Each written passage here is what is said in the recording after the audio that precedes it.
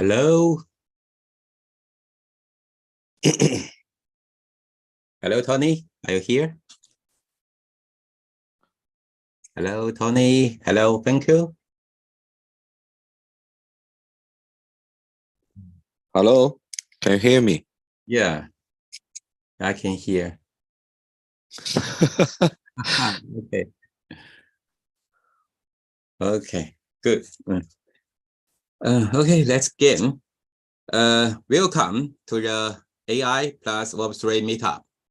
Thank you, everyone. Today, we have an exciting lineup of the speaker from Australia, China, and Uzbekistan, who will share the insight and experience on topics ranging from the blockchain technology to AI and data storage. Our speaker or expert in their field will provide valuable insight into the latest trend and development in roles of AI and Web3. We hope that you will enjoy today's presentation and leave with new ideas and knowledge. Let's get started. Okay, the first I will invite Tony to say something about friends. Tony is here. Yeah, hello everyone. I'm just a very pleasure to can invite everybody here to enjoy this events, and I'm glad to invite my friends from Uzbekistan to introduce about Uzbekistan's situation. So please say hello to everybody. Hello, yeah. I just want to invite Finko. Finko now in Chengdu. Can Finko say hello to friends? Hi, hello everyone. My name is Boris. I'm from Uzbekistan. Hello. Yeah, Boris is Boris is an interpreter because my friends couldn't speak the English, so he only can speak the Uzbekistan and the Russian. So I invite the interpreter to translate. So Boris, thank you, Boris. So thank you, translated. So today I think we need to speak for several different languages, English, Russian, and Chinese. Okay. So Boris, you can translate it into English or into Chinese? Into Chinese. Okay. So I ask Finko to say hello to friend, and then let's begin after the topic about Uzbekistan. Okay. Finko, can you say hello to friend? Здравствуйте, Равшанака. Да, сейчас я слушаю вас. Okay. That's it. Равшанака. Слышно меня? Hello. Hello. Да, Борис. Okay. Меня слышно? Paris. I think your friend is very happy to say first. Hello. Now let's begin the first topic about the introduction of the Uzbekistan. So when we let Paris translate it, we ask Robert Nemo to say something about Uzbekistan. Hello. Hi, we can hello, we can hear. Равшанака, мы хорошо слышим. Пожалуйста. Слышно меня, да? Прием. Да, слушаю вас. Отлично. Борис, я буду говорить на английском, если будут сложности, я буду переходить на русский. Я буду. Ну хорошо, на английском тоже подходит. слушаю вас。现在他可以用英文，也可以跟我们讲一下。这个反正他要如果有不明白的地方，他也可以用俄文啊，到时候我给大家翻译一下，好吗？太好了。OK， Да, Борис, вначале я общую информацию дам, потом маленькое трехминутное видео покажу, потом я дам общую экономическую картину в Узбекистане. 他现在是这样的，他给大家做一个简单的关于乌兹别克斯坦的这样的一个介绍。稍后呢会放一个2到3分钟的一个小小的一个视频，最后再给大家再具体介绍一下这个乌兹别克斯坦整个的这个情况。Хорошо, начнем, пожалуйста. Okay, dear all dear attendants, thanks for inviting me to this event. So hope next time we'll meet in Uzbekistan, not online. So let me give you brief information about our country. So Uzbekistan, officially named like Uzbekistan Republic. It was founded in 1991, but this country's former Soviet Union, one of the Soviet Union countries, and independence. This country got independence from 1991, and the territory of our country is almost 447,000 square kilometers, and among this our country first largest area in the former Soviet Union countries, and second largest by population. Currently, our population is about 34 million people, and Uzbekistan is bordered by 5 landlocked countries: Kazakhstan, Kyrgyzstan, Tajikistan, Afghanistan, Turkmenistan. So it's located in the middle of Central Asia.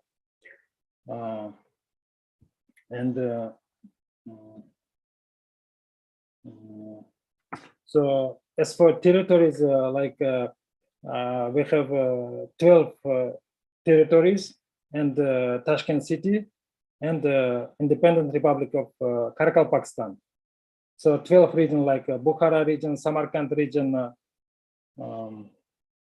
Sardara region, Andijan, Fergana, and so on. So in total, 12 regions, and Tashkent City, and as I said, the Republic of Karakalpakstan. It's an independent Republic of Karakalpakstan. So just if it's possible, I'm going to share 3 minutes video about culture of Uzbekistan, culture of history of Uzbekistan. After that, I will give you also brief information about the economic situation in Uzbekistan and about the investment policy of Uzbekistan. If it's possible, I will share. Yeah, you screen. can share. Yeah, you can share it. Yeah. Mm-hmm.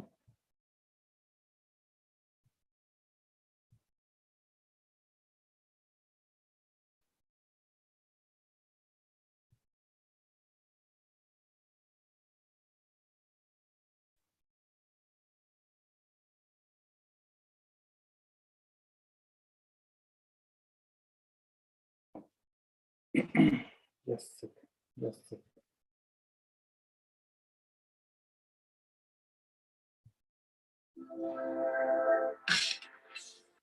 Hi there, I'm Ai.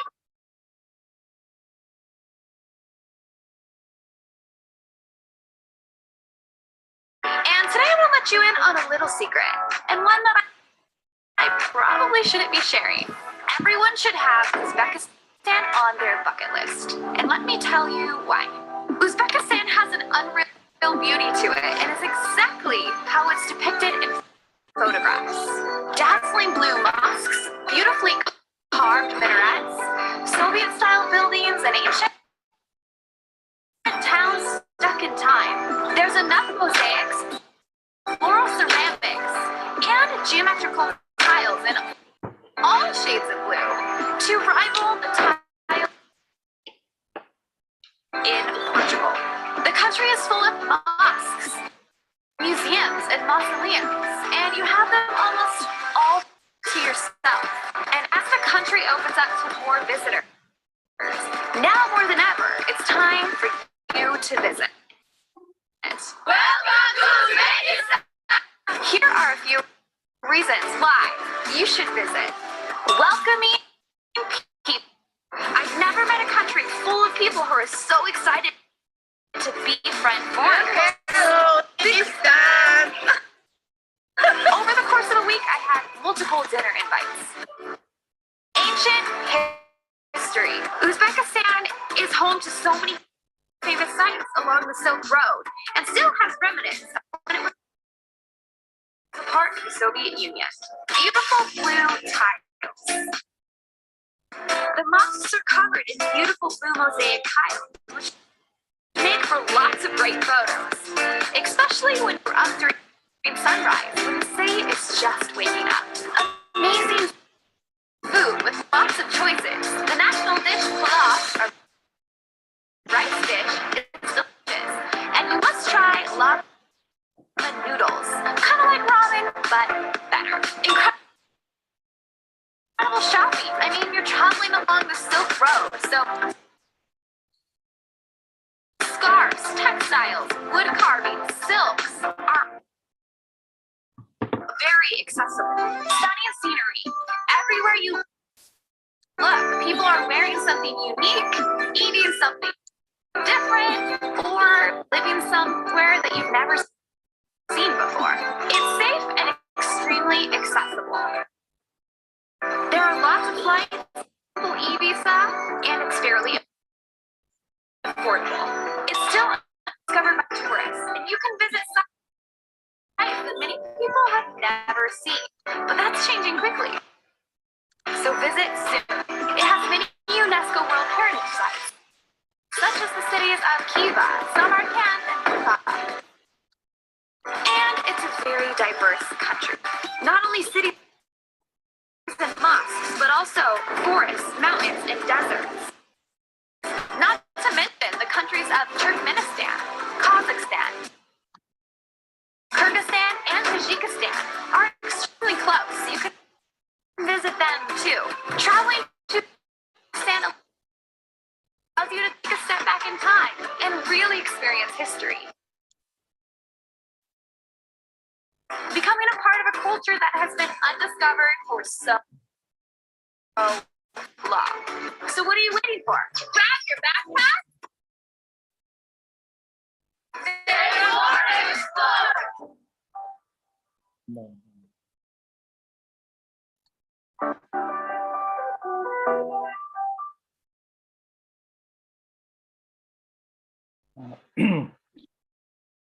Dear, I'm going to have you listen me. Can I continue?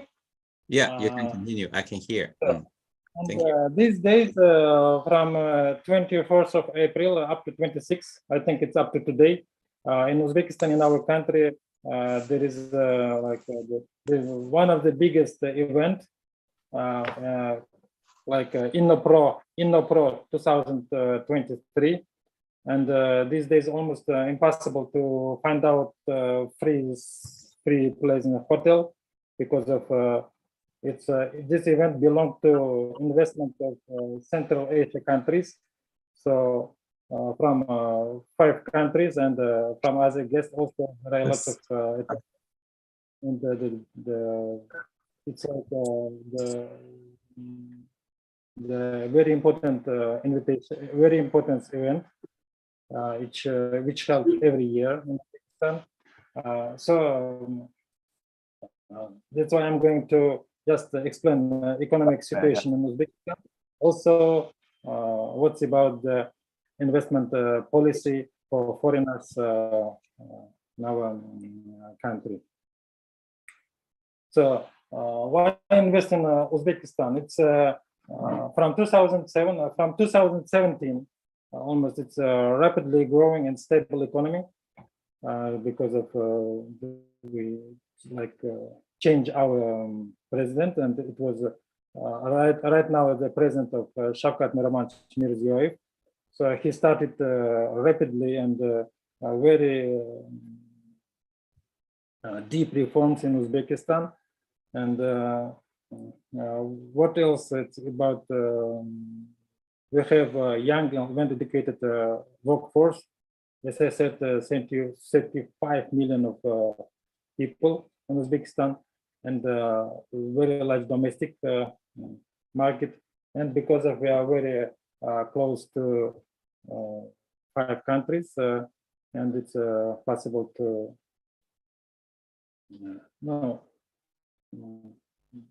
export goods. So this what I said, like Kazakhstan, Kyrgyzstan, Tajikistan, all of these countries are cross-border countries to Uzbekistan.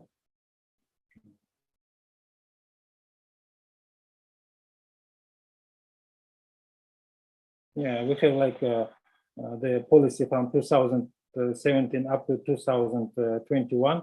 So, and almost all of this,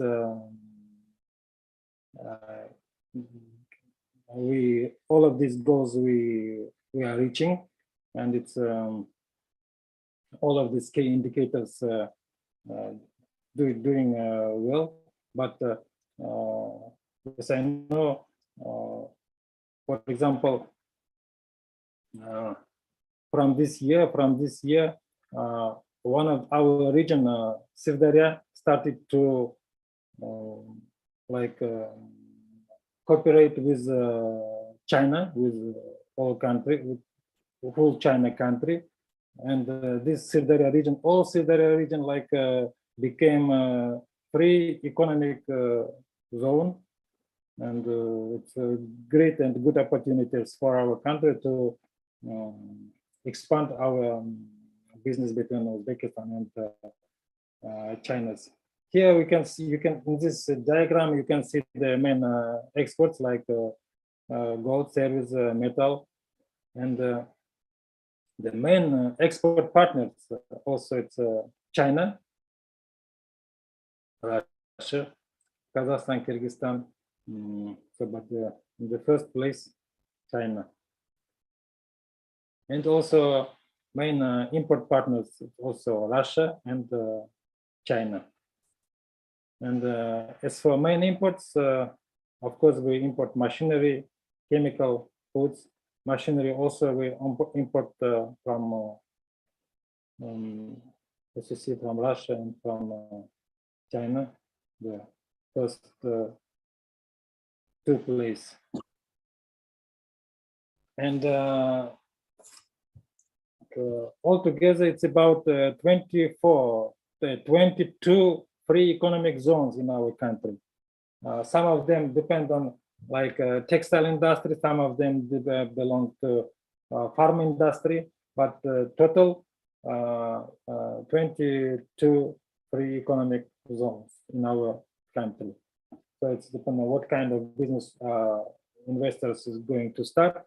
So he can start in any region of Uzbekistan. He can choose. This short information about like it's about taxes, tax policy for investors. It depends on the amount of money which they invest to our country. Up to 3 years and up to 5, up to 7, and up to 10 years, they have the tax vacancy. So property tax, land tax, water usage tax. So totally free of this. Just depend on the number of the total amount of investment. Also good opportunities for investors.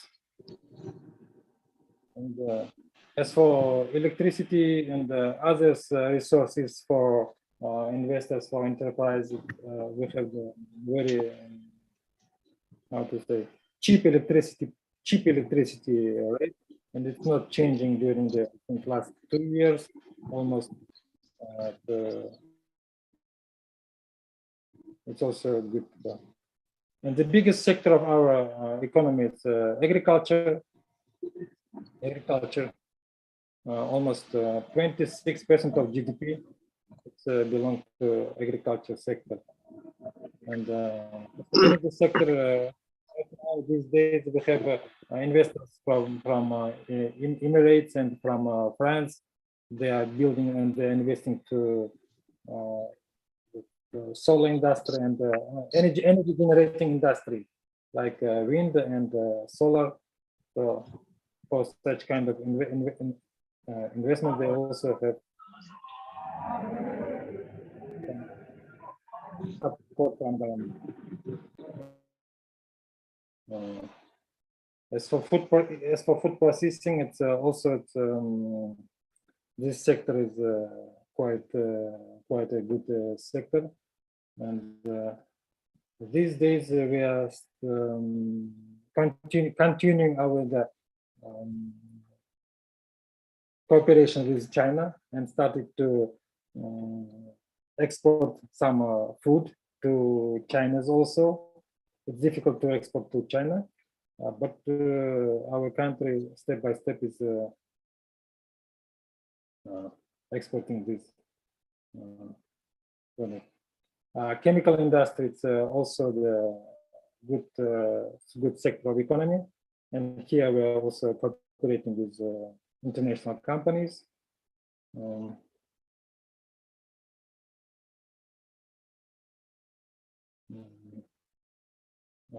As for pharmaceutical business, as I remember, there are 5 pharmaceutical zones in our country, and also belong to some regions.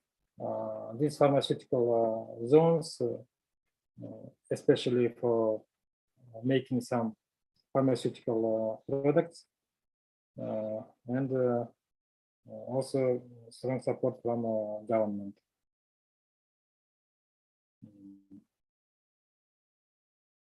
And as for construction materials, as I said, we developing country, one of the developing country, and this construction sector is also rapidly increasing rapidly, and a lot of investors also from China. No investors from Australia yet, but our country needed the very modern and very good products, construction materials. So this sector also has a chance to grow.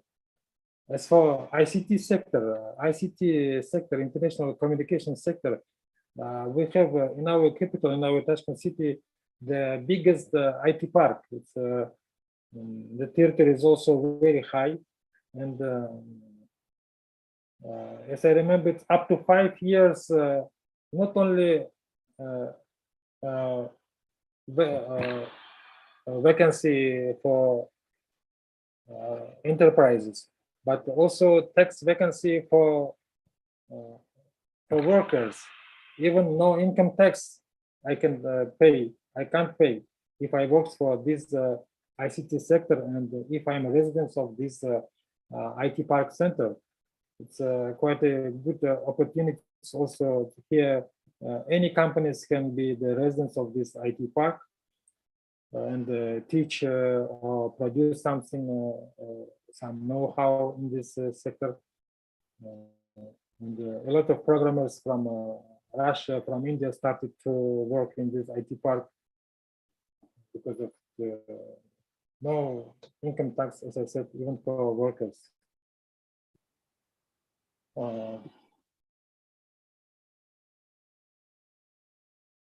As for education industry here also, for last 5 years, a lot of international branches of university from USA, from England, from Russia,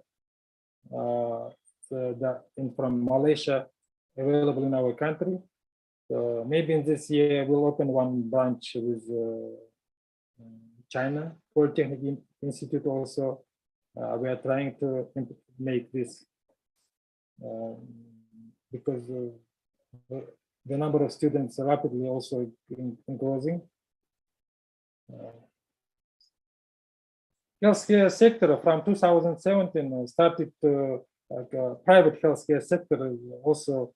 Our government give a good chance to for development, and we have private interpreters from Switzerland also. We have some laboratories from Turkey, a lot of laboratories, and some joint healthcare sector. We also have some medical clinics. As for tax vacancies, I also said you like up to 10 years, depending on how many millions of dollars you invested to our market. And sorry for my such a long presentation of our country, but I think if you have any questions, please. If not, so welcome to Uzbekistan. And by your eyes, by your own visit, you can see everything here in Uzbekistan. Thanks for attention. Thanks for. Thank you. Thank you. So beautiful country. I just want to go to Uzbekistan. Thank you. Yeah. I think everyone, if you are interested, you can ask us question directly to him. And then for the time limited, we need to go on to the next topic.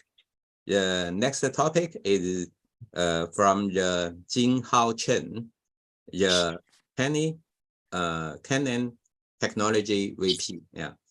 His topic is mining ASIC, history and future. So welcome Jinghao Chen. 我进去要进去，可以。Hello everyone. Good afternoon. Can you see my screen? Yeah, I can see. Thank you. Okay, great. Thank you, everybody, and very good afternoon. And thank you for Frank to invite me to give this presentation and share some history about the mining ASIC, especially for the cryptocurrency. Okay, my name is Jinghao. I'm serving a corporate VP role in Canon Technology, and my main business in charge of the IC operation and the mining lab business. Okay, so this topic is about the history, about the future of this Bitcoin mining ASIC IC. Here we have two brands. Our mate is very famous in the mining machine industry, and we have another one is Candroid, is for the AI. Later I will tell you why we have two brands. Okay. This is today's content. At first I will give a brief history of Canon and the ASIC miner, and later I will share some very inside information about what is the special position of the Bitcoin mining IC in the semiconductor industry. Of course, later I will share the trend of the cost and the power efficiency of the Bitcoin mining IC and the Bitcoin miner.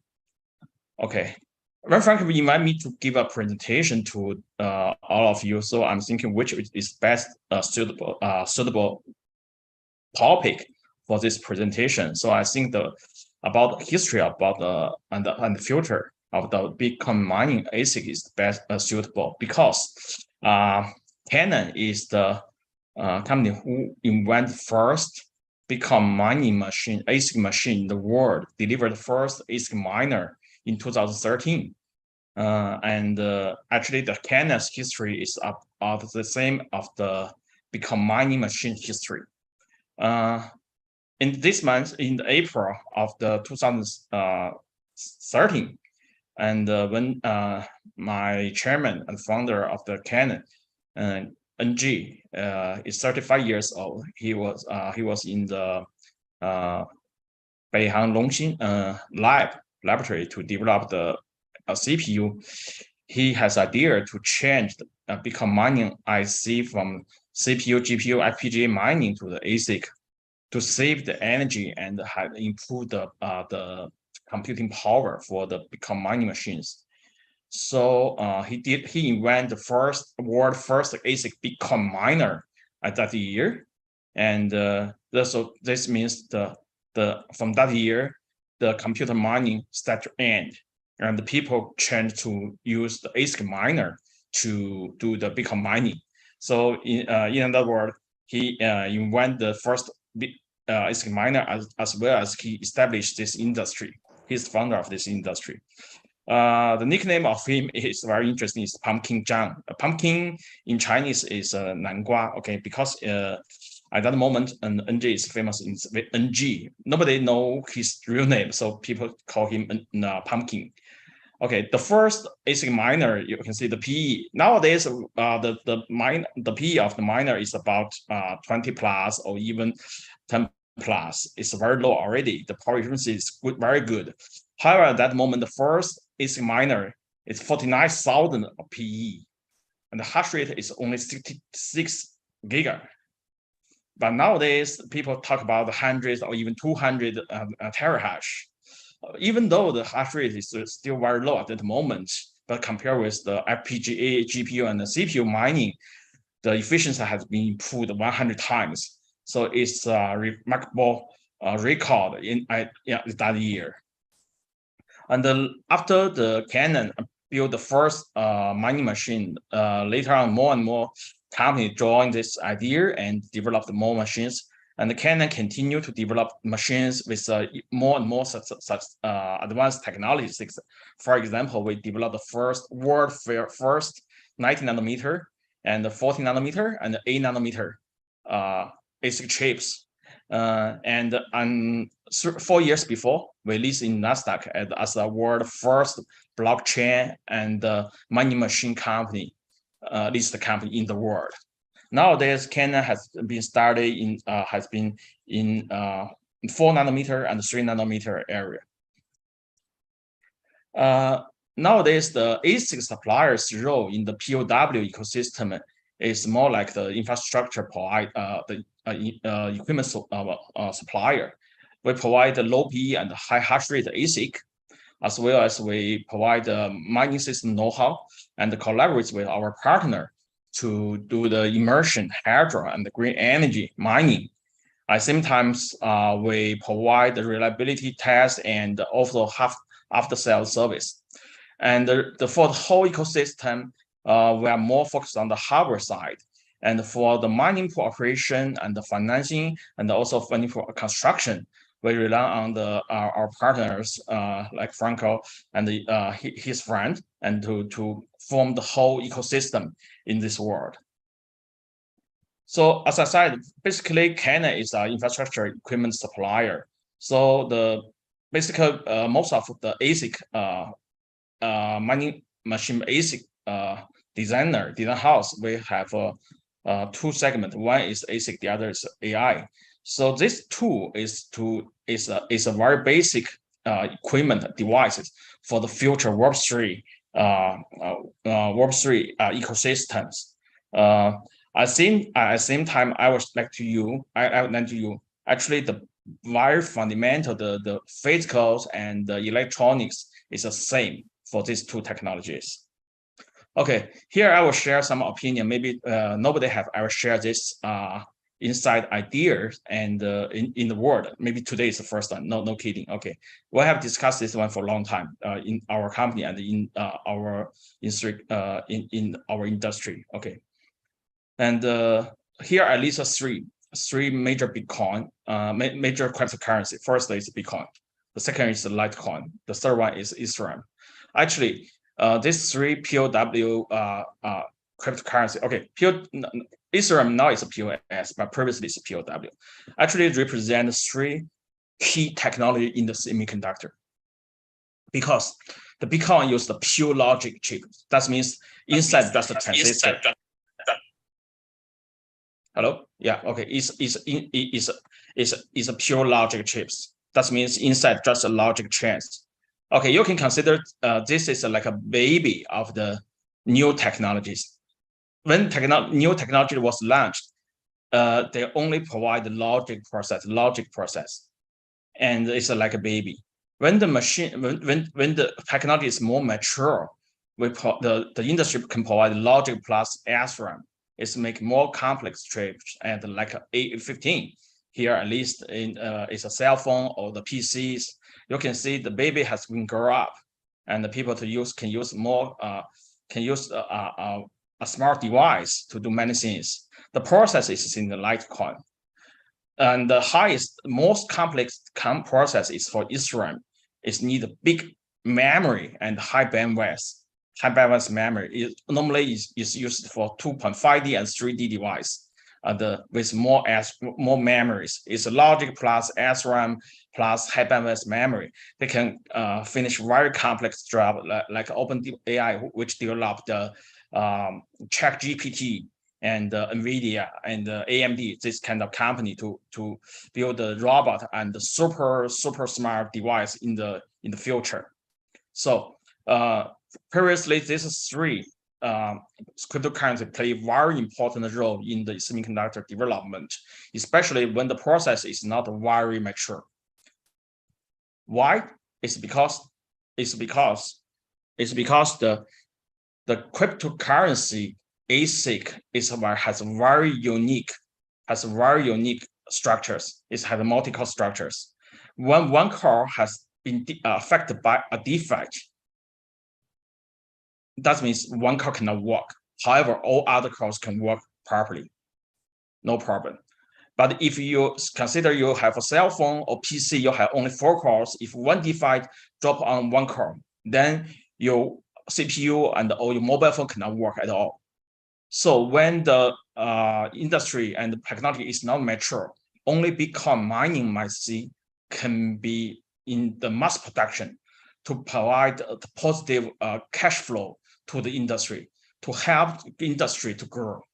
So that's why in the old semiconductor foundries, the cryptocurrency IC, especially Bitcoin IC, is the first mass production product in each generation. It provides a lot of cash flow and also ROI to the investment of the production line. Okay, now I would like to share the roadmap and the hash rate and the power efficiency. Okay, as I said previously, the first generation of the Bitcoin IC, the power efficiency is 49,000 power efficiency per jar per terahash. This paragraph will show the recent 7 years trend, and as you said, you can say the power efficiency along with the technology migration from the 16 nanometer to the 4 nanometer, 3 nanometer, the power efficiency has been improved from the 150 to below 20. This is save a lot of energy, and at the same time, it provides huge hash rate all around the world. This is the reason why we have a very big improvement is because very famous Morse law. However, from the 28 nanometer, the Morse law has been slowed down. Previously, it provided more than 50% improvement for each generation, but nowadays it can provide only less than 10% improvement for each generation. This is because it's almost reached to the physical limitation of the semiconductor, of the transistor. Nowadays, people is using the hundred of atoms to assemble a transistor. It's almost touched the limitation of the physical limitation. Unluckily, the trend of the cost also reversed. Previously, along with the Morse law, we have a significant cost down for each generation until 28 nanometer is the same. Each generation will have almost 50% or 30% cost down. However, because of the complexity of the semiconductor process is dramatically increased, even though we scale down the chip size and everything to make a smaller chip, however, the cost per transistor has been increased. That means we have very difficult. It's very difficult to reduce the cost in the future. This is a very big challenge for the Bitcoin mining IC in the next few generations. We need to think some smart idea to overcome. Okay, now let's turn to the ecosystem. Okay, our mission is to reduce the energy consumed for each terahash. And however, in the recent few years, people has been used the Bitcoin mining from to do many things. It's not only consume the energy. is help the green energy as standard resources. For example, nowadays green energy we are using the solar cell, wind, and hydro plant to all join the national grid. However, all this green energy are not very stable, frankly speaking. So at the same time, in the daytime and the evening time, the consumption of the electricity also is unstable. Canada has received some invitation to study how to use the mining farm to address as a buffer to address the loading of the national grid and to balance and to have a better ROI to the green energy. That means this industry is not only consume energy, it's help green energy and the sustainable energy industry.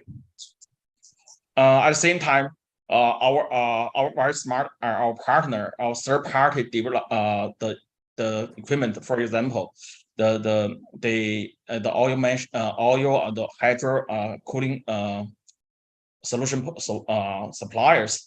They use Bitcoin mining machine to generate heat in the winter time to the agriculture in the warm house. At the same time, provide hot water in the hotel. So this is a very smart idea to to help the industry not only to do the Bitcoin mining, but also help to the industry to the whole society to save the energy. And Canada also has support industry to develop the more different options to match the different weather and because nowadays the mining pool is everywhere in the world. Some parts is very cold, some parts is very hot. For example, sometime in the Middle East or the Southeast Asia very hot, and there's a lot of some mining pools nearby the sea, so a lot of damage to the machine when it's running. So oil immersion is a very good candidate for this area. Canada has been developed the immersion solutions with our partners a long time before. We provide original oil machine, which has been the firmware has been optimized and the box design also been optimized. You can see the designs from a long time before. In the recent 2 generations, our machine has been well accepted in the industry because previously people was using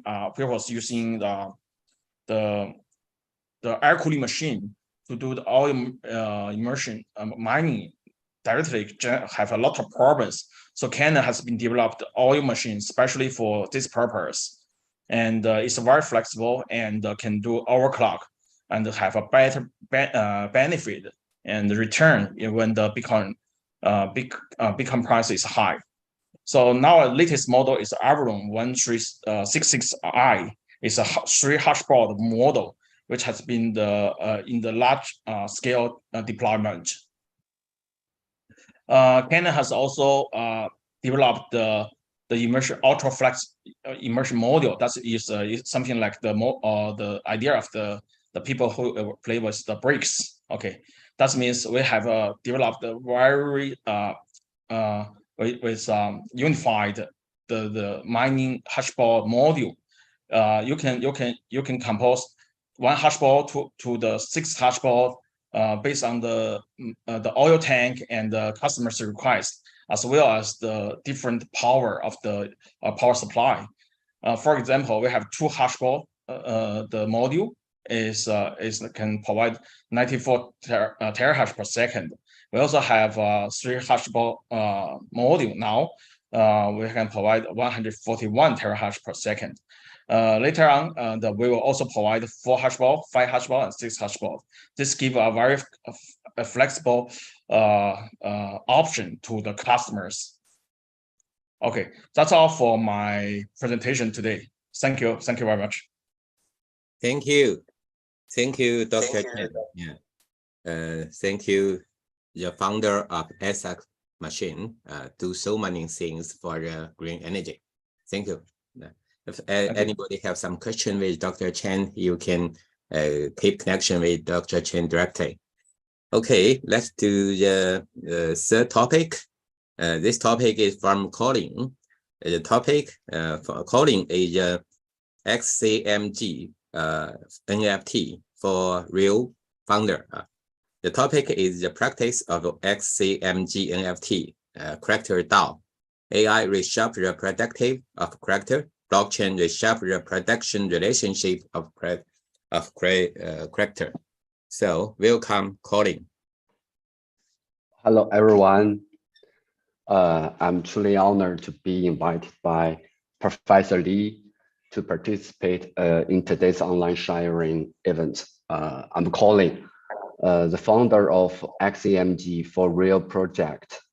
And today's term is AI plus blockchain. So I believe our practice is closely related to those two emerging fields.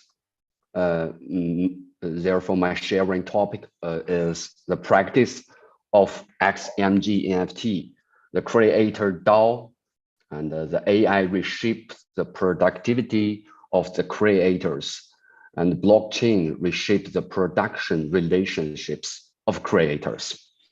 Regarding this topic, combine our practice, I would like to share 4 points of content. The first point I would like to share is who is XCMG and why does XCMG want to enter the blockchain or the Web3 domain. XCMG in Chinese, 虚工集团, is the largest construction machinery company in the world. And it's ranked second in the list of the China top 100 machinery manufacturer.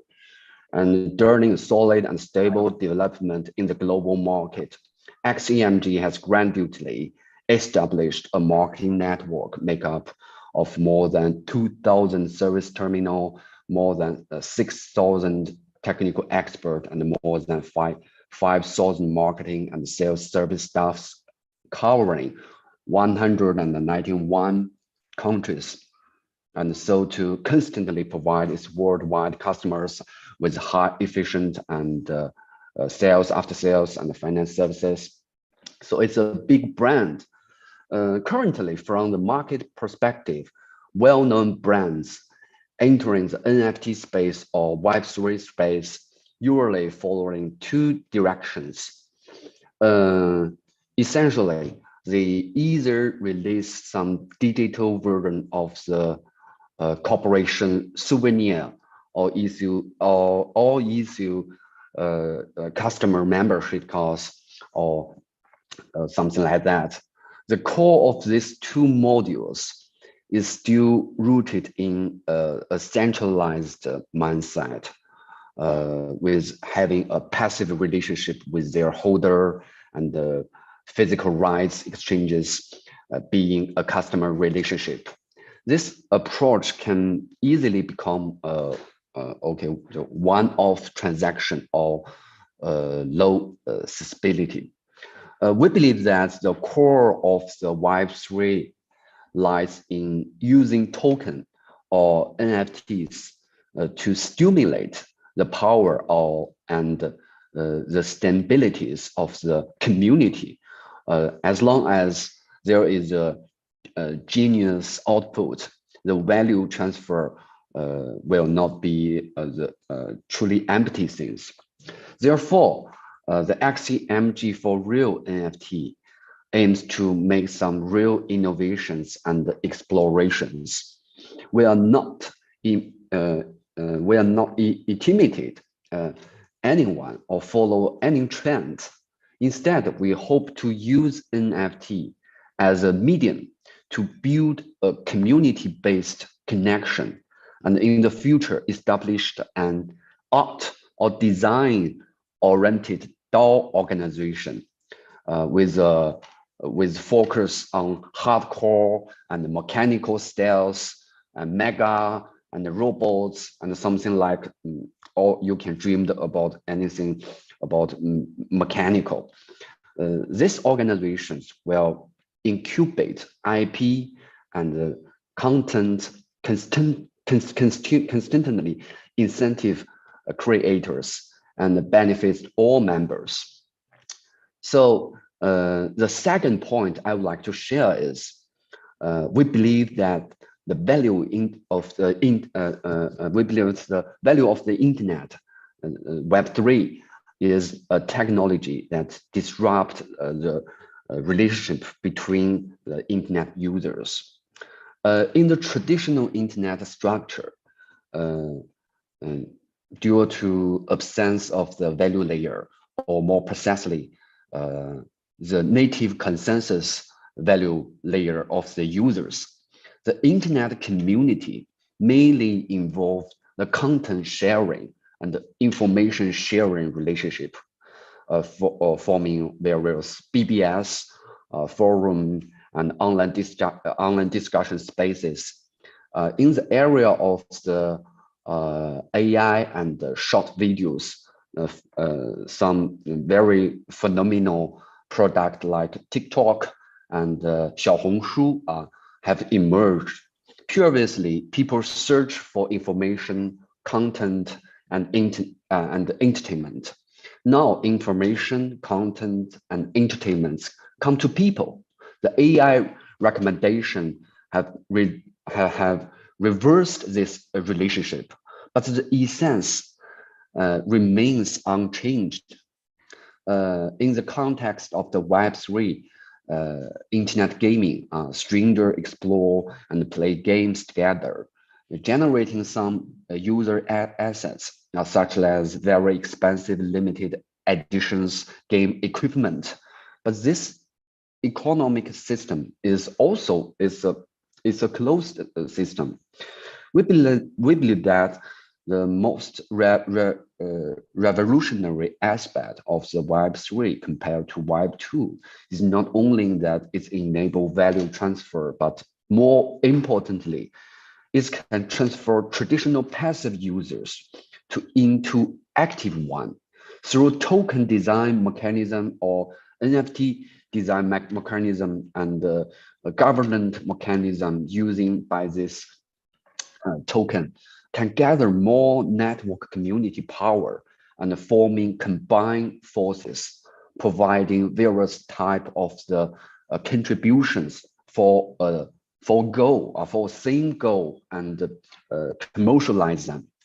Therefore, we say that Web3 is a revolutionary, is a very revolution in production relationship. And we believe that the community is the foundation of any Web3 projects, no matter what occurs. So the third point I would like to share is, how do we hope to achieve this? Our upcoming NFT collections for real, serving as a user benefits cards for future brands and the community. Our primary goal is to develop XCMG for real into a fan community and celebrates the device culture of the heavy machinery, encompassing element of the scientifications, meta, design, and fashion derivatives. To achieve this, we plan to cooperate with various brands and events around the globe, encourage global users to engaging in activities such as machine culture exhibitions, content creations, themed events, and secondary creations, and brand and such like this. Furthermore, we aim to establish a DAO brand and rooted in XCMG, but transcendent the company and united the users to like the heavy machine cultures. So XMG Group has been deeply involved in engineering machinery industry for 80 years. The heavy machinery industry inherited has unique temperament. It's hardcore, it's durable and resilient. We believe every boy have a dream of the heavy machinery and the mecha. And the heavy machinery cultures has a rich creative canon with strong familiarities with scientific applications and close tie with robots, mecha, and something like that. This element together shape a world full of power, futurism, and innovations. In this cultural world, and through the construction of the Web3 platform, we can explore the infinite possibilities of the future technology together and create a unique engineer aesthetic and cultural value.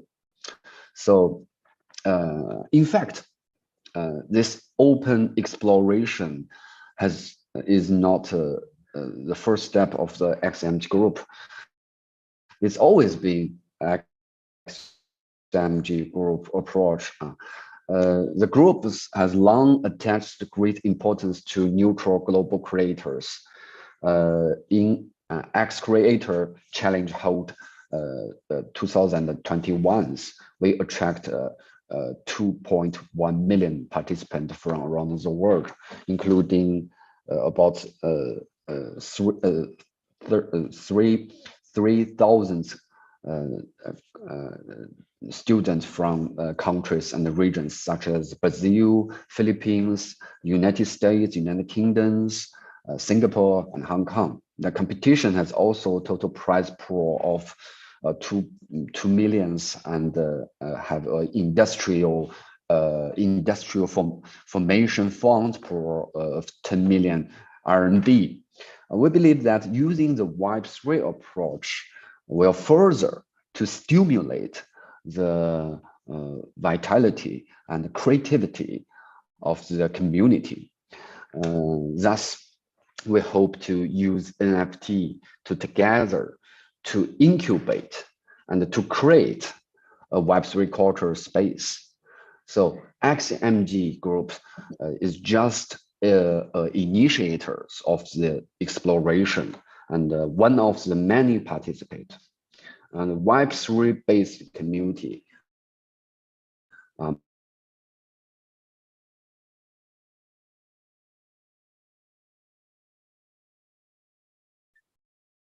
more Hello, Colin. more open. Hello, Colin. Can you hear me? And creative. Yeah, I can hear. Hope that creator, designer, and heavy industry style. I'm real. Hello. Hello, Professor I can hear. Lee. Can you hear? I forgot what I spoke. For a second. Okay. Okay. Web3 based community are more open and creative. So we hope the people who love scientific style of such as Liu Cixin and the mecha cultures can find the content and IP by the community under Web3 model. And then we aim to bring together creative forces in a more open manner, expanding the spiritual of bring by heavy machinery and generating more value and gain recognition in the market. So the last point I want to sharing is about the AI, because today's topic is about AI. It's a truly perfect combination about AI and blockchain, especially in content generation. Recently, the development of the AI and AIGC have received a lot of attention. So we believe it's a positive thing, although many people worried about some content creators maybe face employment issue. We also think that development of the AI has greatly lowered the technical barrier or threshold for ordinary people. They didn't have a lot of training. They can to express them's ideas and design and creations. This enable more people to engage in creative process, forming more diverse and inclusive environment.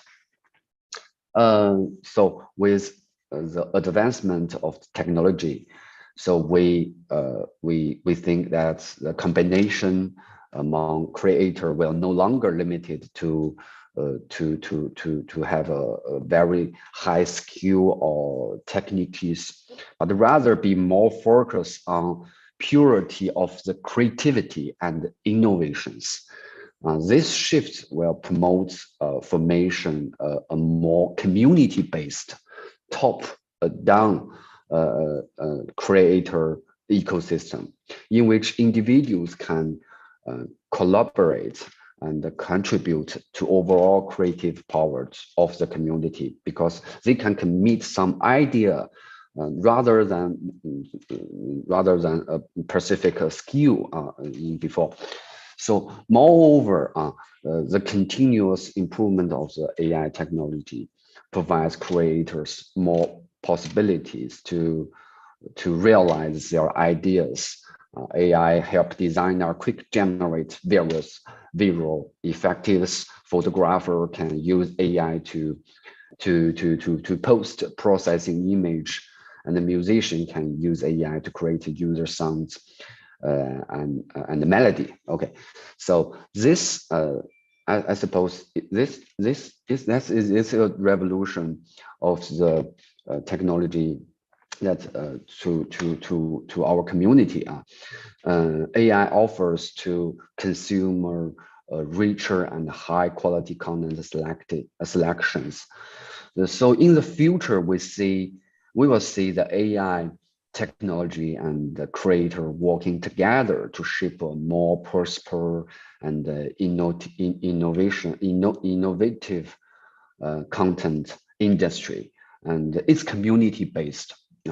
And AI and a lot of the product is not designed by humans, by a group of people. It's by community. It's a community brand. It's not a corporate brand, because a lot of the design progress is no longer to use a specific people, but a lot of people know what they like. Community know what they like, so the product which they selected is they like. They have been chosen it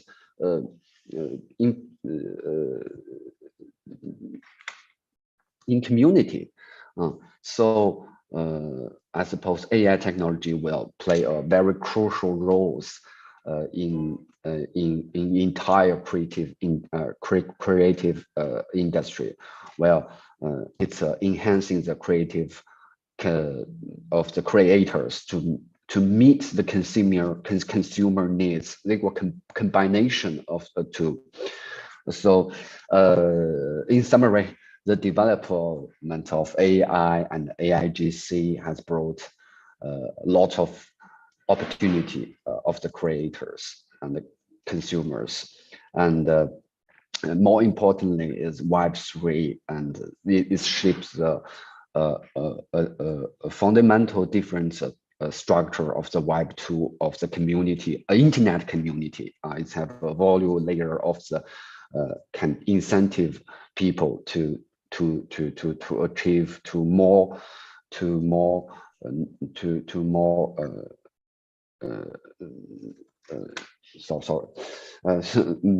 so we have reason to believe that in the near future, AI technology will continue to bring more breakthrough and to the creative industry. So finally, I would like to make a small advertisement for those people who are interested in our community, our ideas, and please follow our Twitter XCMG for real, or join our Discord community. So Web3 currently is perhaps in a bear market following the bull market. And the bear market is the best time to nurturing generous innovations. So let's work together to promote the development of the community. Okay, thank you all.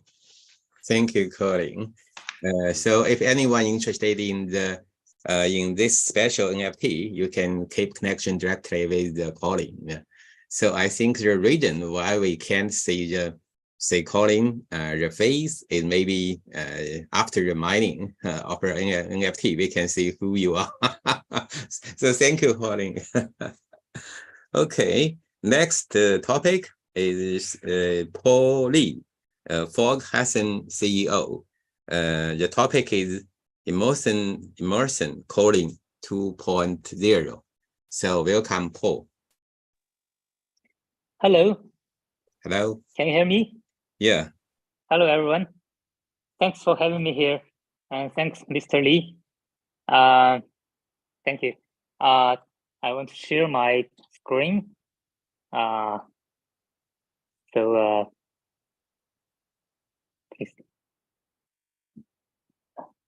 Can you see my screen sharing? Yeah, I can see. Okay, that's cool. Thank you for having me here. And I'm Paul Li from Fog Hashing. Our company, we are a crypto mining technology provider from Singapore, founded in 2018. And we are focusing on to provide cutting edge technology to this industry to service customers all over the world. Our vision is to make blockchain computing infrastructure more efficient, sustainable, and robust.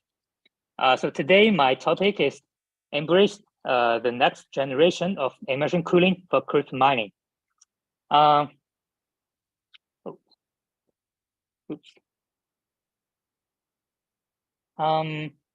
Yeah, first, let me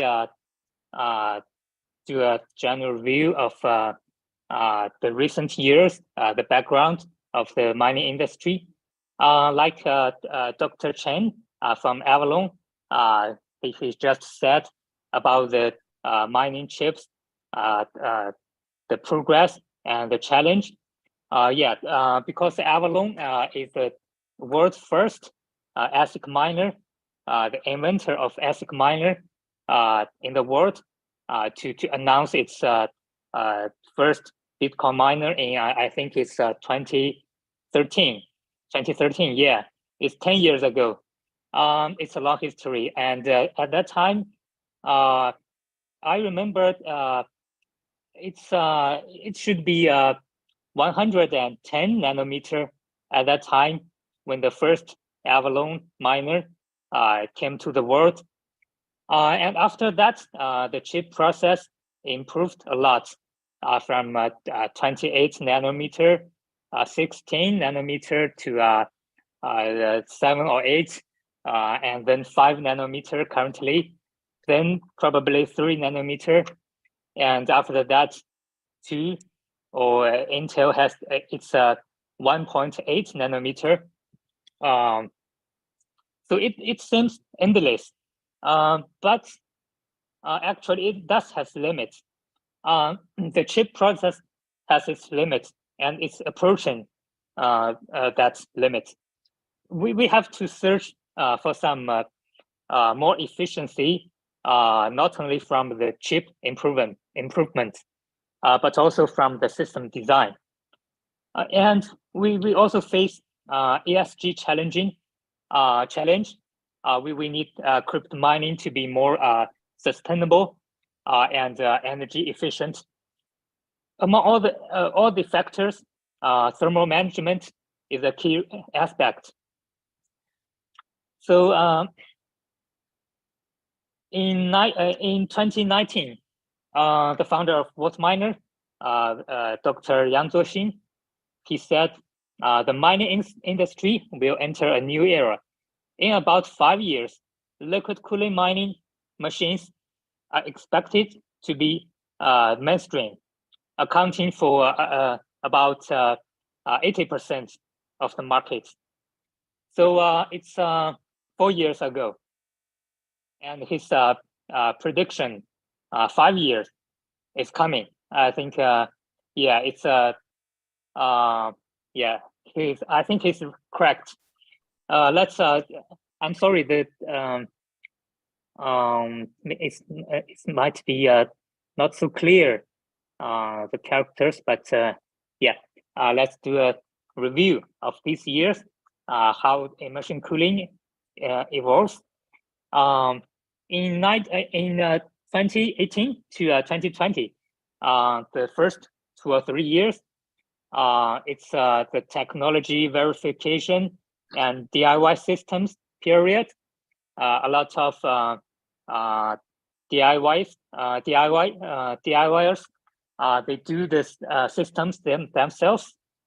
And at that time, the main mining chip providers, Antminer, Avalon, Whatminer, they are all doing their early stage attempt for liquid cooling.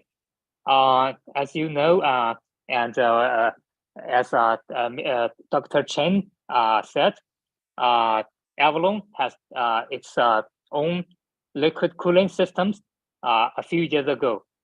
I think it's from 2020 to 2021. So from 2021, the early adopters has finished their testing, and they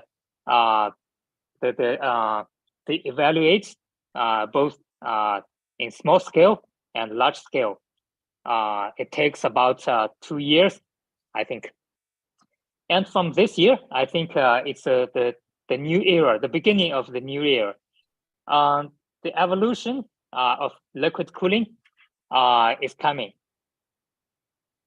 because the mainstream to replace air cooling, that is happening now in this year. So I think it's just the beginning.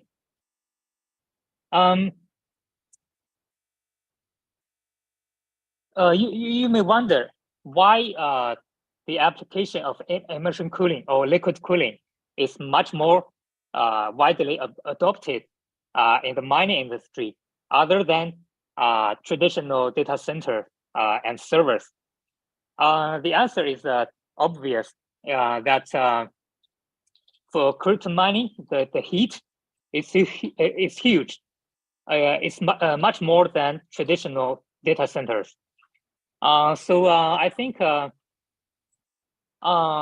these days, these 2 months, as AI, GPT become popular, so a lot of GPU computing facilities providers, they asked us, they found us to do some customization for their GPU servers. So I think it's not only a new year for crypto mining industry, but also for general purpose computing. I mean, liquid cooling. So actually, I'm so excited that we can use this technology to improve the whole industry. So to utilize immersion cooling, we can make crypto mining.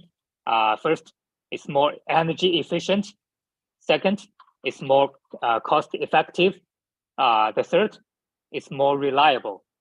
I think it has more benefits, more advantages, but the main benefits is among these reasons. And at the same time, it has least or less downtime and least maintenance efforts, and less less power cost, and and the noise is very low. So it's much better than air cooling in a lot of ways.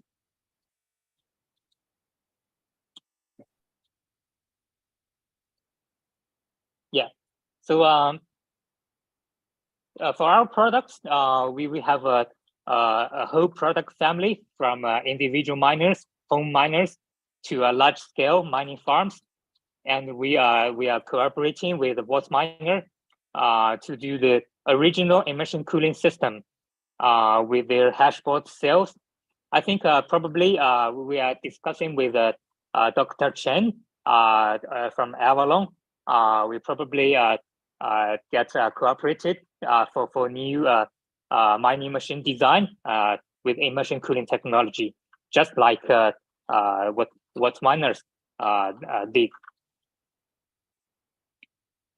This is our system. It has immersive tank and the external coolers to get the circulation running, and it's very efficient to do the heat dissipation.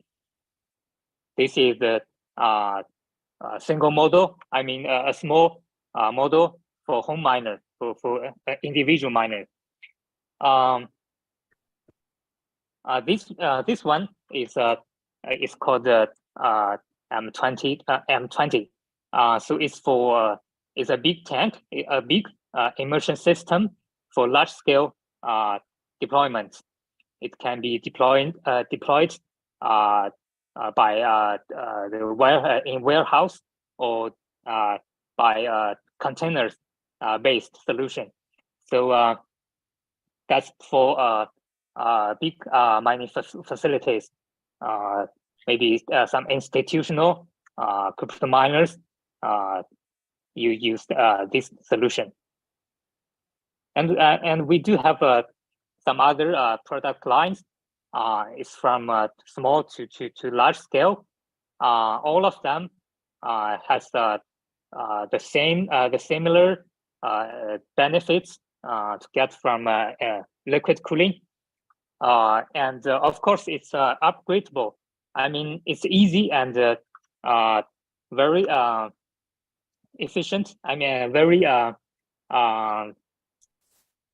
economic to do the replacements for the hashboard cells and to do a complete upgrade to the computing system to have a higher hash rate, to have a lower power consumption, and it's easy and cost effective. So what we can do, we provide the best product with reliable and efficient design. That's our technology and our engineering experience. And we will never exaggerate or mislead in specifications. You know, this industry is not mature, and it's very easy to mislead. I mean, to see something not practical in the specification, but do something lower. I mean, has a lower value than expected. But we never do that. And we provide a customized solution design to be most suitable for miners' specific needs. And we can also provide on-site and long-term support for mining farms. That's very important.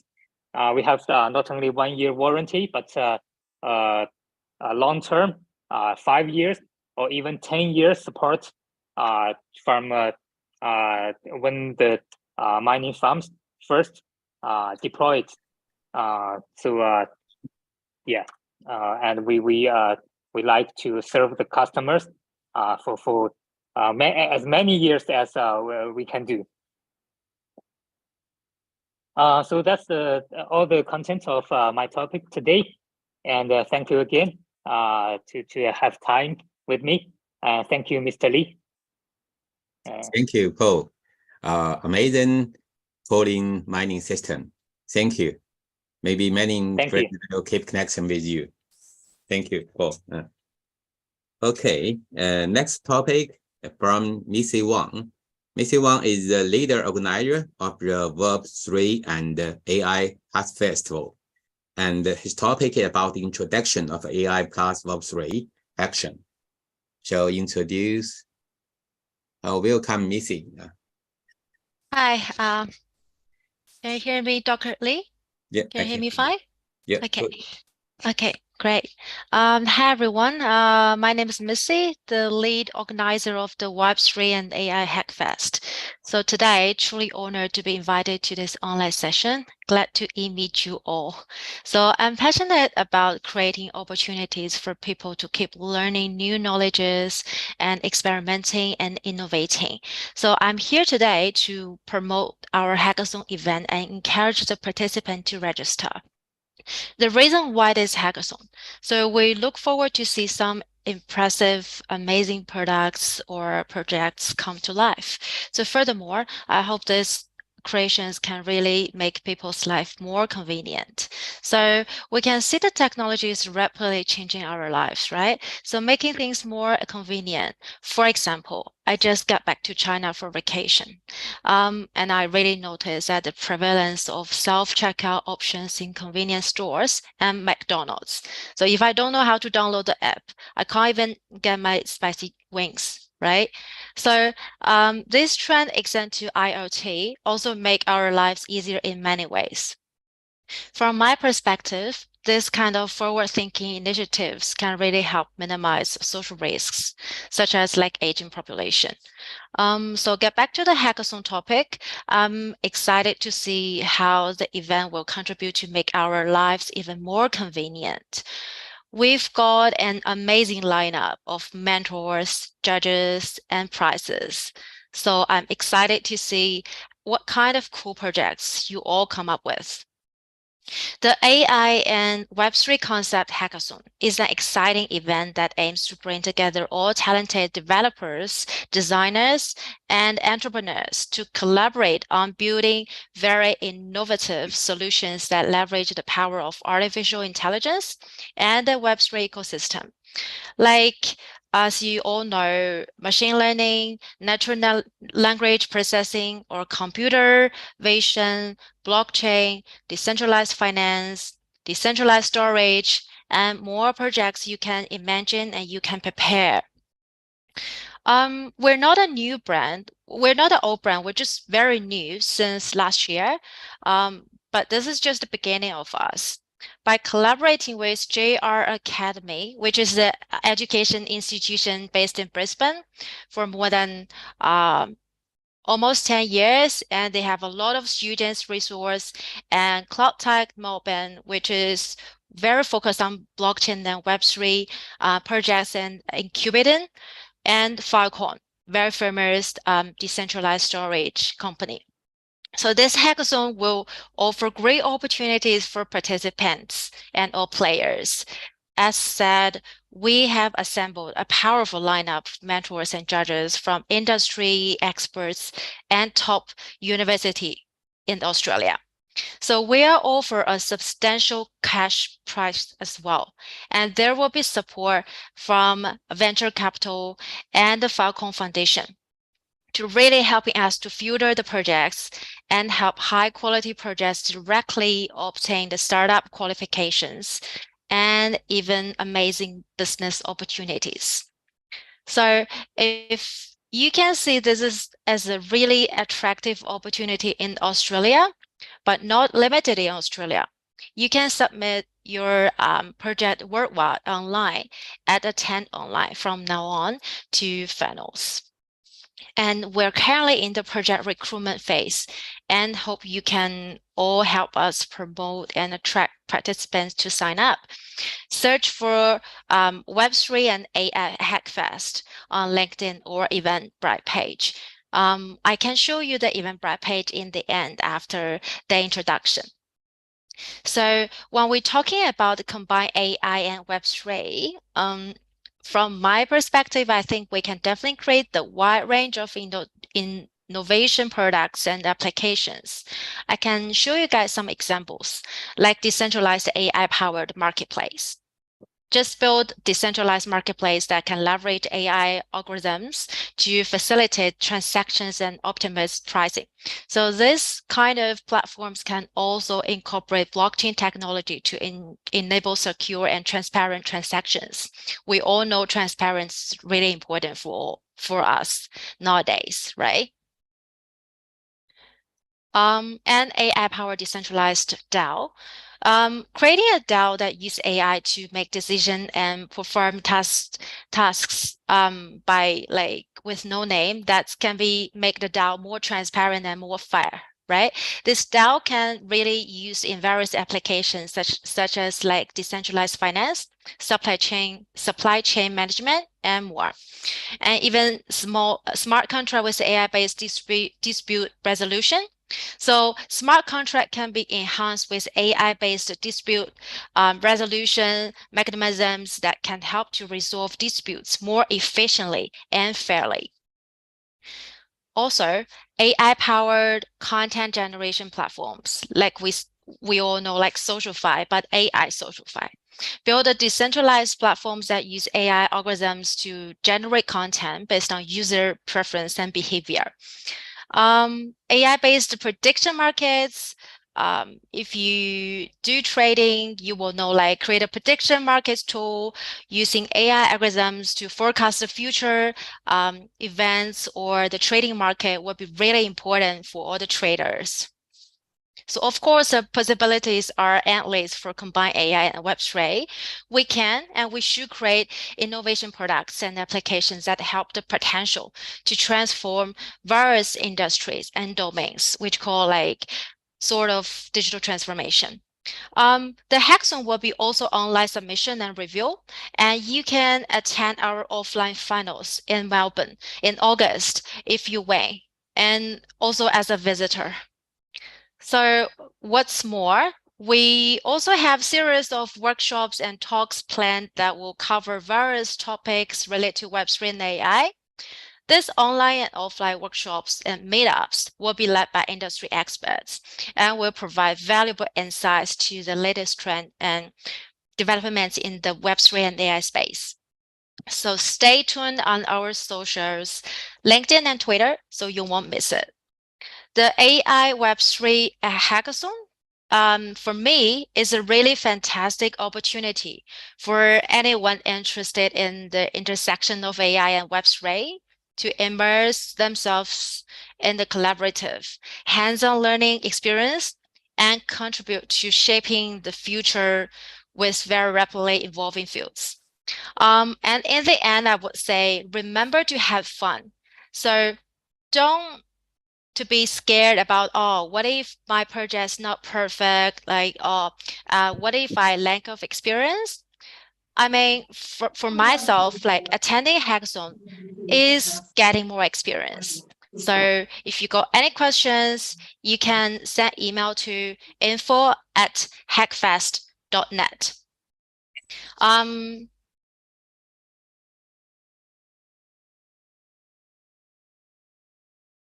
Sorry, Missy. You are mute and you can open your voice. Okay. Oh, okay. So did I mute myself all the time or just now? Yeah, it's okay. Just now. One second. Okay, we hear. Okay. Did you hear what I said before, or like I muted myself all the time? Because I just finished my speaking. No, we can hear all. Yeah. Okay, did I said I was remember to have fun? Because I didn't realize that I mute myself. Yeah, we can hear. Continue. Okay, actually I finished my speaking. I just finished all my speaking. Okay. I just finished all my talk. Okay, thank you, Missy. And if anyone interested in the hackathon and keep connection with Missy, and go join into the Melbourne AI plus Web3 action. Thank you, Messi. Okay, thank you. Thank you. So next topic is from William Wu, the founder of Adora. The topic is Adora, a GameFi for Next community. Welcome, William Wu. Hi everyone. I would like to share my screen for the slides. Is that okay? Yeah.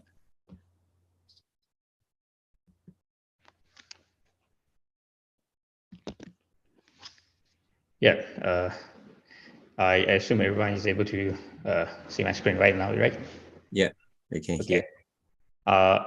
Yeah, thanks for inviting me to this event. It's an honor to share some of my view for blockchain and the GameFi future.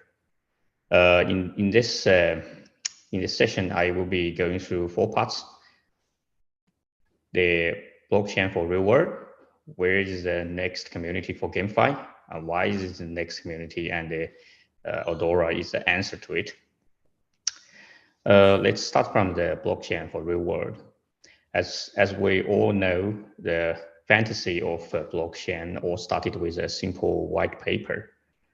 And after more than a decade of development, it has reached a point that some of us knows it is not only going to be a future currency, but a fundamental infrastructure for many services to run on, just like the internet for us now. So just imagine if the internet is down, I bet it will be our first priority to fix it. Otherwise, we can't do anything, including hosting this event, right? So, and I also believe that is the shared understanding to bring us all together in this meetup today. And in the future, people will be using blockchain backed services every day, even with realizing it's actually running on-chain. And we can see that in the past few years, the explosion of Uniswap that expanded what you can do on-chain in finance industry. And speaking of the gaming industry, we have seen that the rise of Axie Infinity that provided the Pokemon-like experience for people who are interested in playing a game, such game like it. Then you may ask if there is going to be a next gaming community, which one is left out? Where is it and why? So let's talk about where the next community is for GameFi.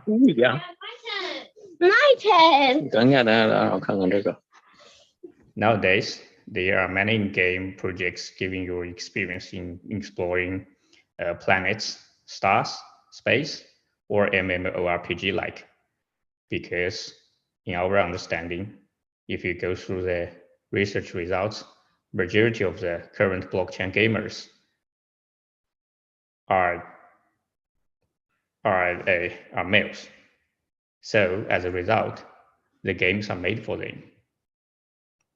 As I mentioned in the previous section, the blockchain that's because the blockchain is still at its early stage, and it's still a technology heavy industry. Guys are usually more interested in technology. So as a result, the community is more weighted in one gender. However, as I mentioned before, blockchain technology is going to be everywhere in our life in the future. Which means there is a community knocking on the door to our fantastic blockchain world. Our friends in female community. Then it comes why it will be the next community for a GameFi. While the current community is weighted more towards one gender, it doesn't mean only half of us will be using blockchain and play games on it. As the awareness of blockchain expands among all of us, our friends will be asking, how do we join the join this blockchain world for the first step. And we think the gaming is the answer to it. Obviously, it helps the younger generations to know and use blockchain, and eventually raise its awareness among that community. So we started the Adora project, and we think that Adora is made for the next community. We named the game from shortening adorable into Adora, as our vision is to create a friendly gaming experience with those adorable 2D NFT items for us to share and play with.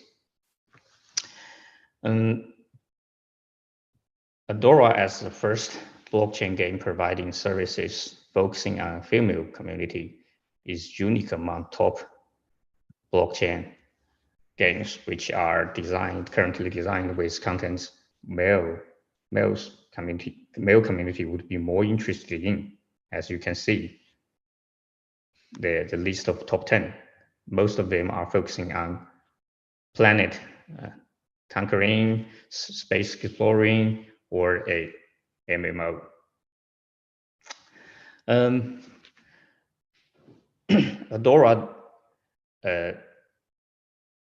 Adora is aiming to provide this new experience into the female community, and it does so through providing the best dress-up gaming experience for players who are interested in, as well as not only for the players, we will be providing the tool sets and the blockchain technologies for artists and the fashion brands to create or turn their existing products into adorable 2D items, NFT items on chain, and Adora as a platform eventually to combine and benefits all three parties in the middle. As of the process of the project, we have launched our internal alpha test on our game engine and the related contents, integrated our first beta version for a small public group, integrated the first batch of artworks into our game, and pushed our governance token to Ethereum chain. And in the future, we are targeting to release our first beta version for a small public group of players to try on at the end of Q2 or start of Q3 this year. And Adora will be launching its first online giveout event soon. If Adora, this dress-up GameFi project, is at any of your interest, whether you are interested in investing in the future of the Adora or would like to join us at its lovable community, please visit our website for its development process and go through our white paper for details of what we would like to achieve. Follow us on the Twitter for the latest updates of the Adora events, and most importantly, do not hesitate to contact me for anything. Everyone and everything is welcomed. That's a quick section, and thanks for the invite today. If you have any question, please raise it. I would be more than happy to answer it. Thanks. Thank you, William. This is a very interesting GameFi project and Australian local project. Yeah. Thank you. If anyone interested in this project, and keep connection directly with William Wu. So next project is from this month, the founder and the CTO of UK's Technology. His topic is about shelf storage security. So welcome this month. Okay, thank you. Thank you, Dr. Lee. I'm Desmond from Singapore. Let me just share my screen. So you all can see my screen? Yeah. Okay. So I'm Desmond from Singapore. I'm founder of a CEO in this company called Fast and Safe Technology. We specialize in hardware cryptographic technology. And also I'm a founder and CTO of this company called UK Technology. Basically, they use the hardware from Fast and Safe to build crypto wallets, hardware crypto wallets. Yeah. So let me. So we all know that we are shifting from this Web 2 to Web 3, from centralized to decentralized, right? So this is something that we have to face now. So there's a demand, what we call the decentralized securities. So this is a kind of a security system that's there's no longer the centralized security administrator anymore. So last time in the Web 2, everything is centralized and security is centralized. So for example, if you forget your password, you just go to the administrator and then tell them that I forget my password, I'm who, and then they will send reset your email either through the email or your mobile phones, register phones. But we all know that in Web 3, there's no such a administrator anymore. So you have to take care of it yourself, right? So you have to take care of the securities, you have to take care of the password, your own keys yourself. And if you forget the password, there's no one to reset your password. And if you have lost a key, and that's the end of the world. So you lost all your data or lost your assets. So I believe quite a lot of us, you're buying cryptocurrencies using crypto wallets. So if you have a software wallet or hardware wallet, if you lost a wallet, you lost this recovery phase or seed phase, and that's the end of the world. You can't get your money back anymore. You can't. The token, the coin, the Bitcoin, the Ethereum is never loose. It's always on the chain, but you just can't access anymore. It's no longer your assets. So that is the advantage or disadvantage for this Web3. So let's take a look and compare what's the difference between this centralized and security. The centralized security basically is administrative control, that's not what we say. And then all the security, all the keys is managed by the administrator. So you being a user, you have to trust the administrator. Yeah, so this administrator could be internal IT people, could be an external service provider. So for example, like we all know that those centralized exchange, like Binance, Coinbase, all this. So if you put your wallet with them, technically they are holding the keys. So you have to trust them. So they can technically take all your money, all your coins away.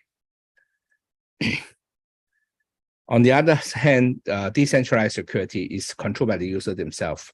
This is like your own wallets, right? So you're controlling the keys. Yeah, so that is the difference.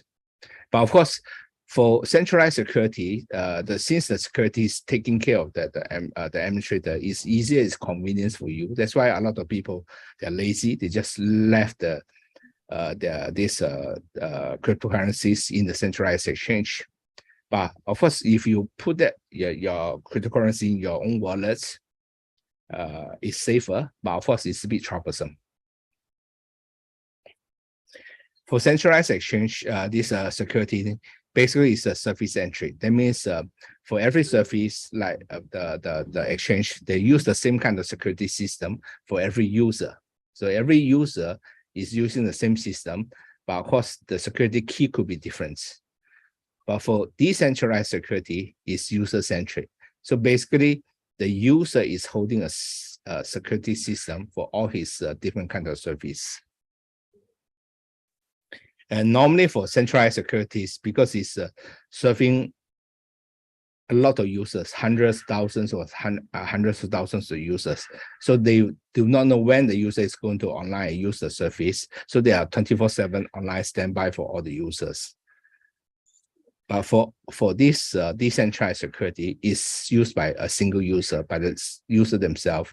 So they can just do plug and play. So when they need the security, they plug in and use. When they finish, they can plug out. And then for centralized security, is a single point attack. That means every security is in the centralized. So one hack is all hack. But which for decentralized security, security is distributed to every single individual users. So the hackers have to hack one by one. So that's why the hackers, rather to hack exchange, to hack millions of users' fund instead of hack the wallets one by one. Because for hacking, there's also a cost.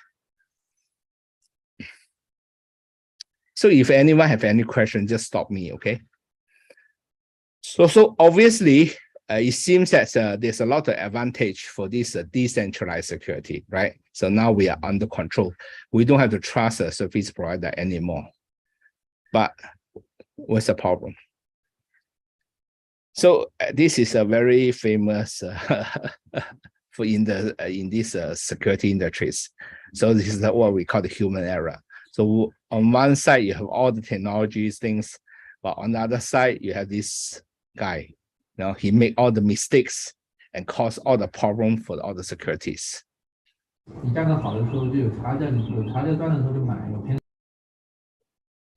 So we understand most of the consumers, they are not tech savvy, they are not security trained, and they don't understand security. And a lot of times, they lost their valuable assets or their privacy informations, not because of hackers, you know, but it's simply because they forget their own password, they lost their keys, their crypto keys, or they lost their recovery phase. Sometimes very simple phishing attack. They simply submitted their recovery phase or whatever those important security informations to the hackers. So the question now is, whose fault, right? Is the user's fault? Of course, it's user's fault because they are the one forget the password themselves. They are the one that lost their own key, give away their recovery phase to the phishing attack people themselves. So they can't blame other people. But actually, what we can tell is actually they have choose a wrong product. They have choose a product which is not designed for them, not a proper product for them, because this kind of product have some kind of security demand beyond these people's abilities. They can't handle such a product. That's why they are giving, they are the one causing all these kind of security problems. For example, how many people need this kind of products? Right. So not everyone needs so many logs. Of course, there are some people, but not everyone. Some people need high securities. They need many logs, but not everyone. Most of the people, they need something basic. So we always say that security comes with a cost of inconvenience. So there's no such thing called security and convenience. When you have more security, you have less convenience. When you have more convenience, you have less securities. So for the people, you need to learn how to choose a product which is good for you. You choose a product which, you don't choose a product which you can't handle. It's too techy, too complicated for you. And you don't choose those kind of security features which they're good, but you don't need it. Like this kind of logs. Not everyone needs so many logs, is it? So you only choose a product which fit for you. You only need it when you use it, and then it is convenience for you, secure and convenience for your needs.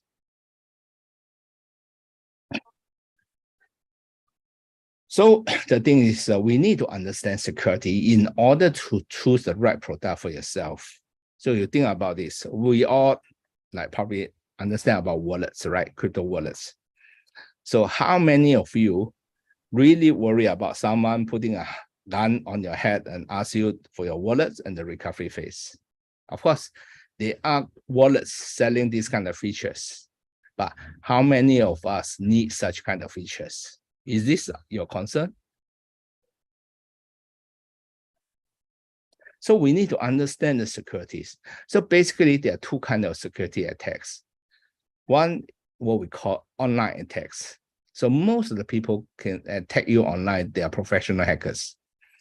They are 24/7, can be from anywhere, from Russia, from US, from China, from Israel, from any part of the world, at any time, right?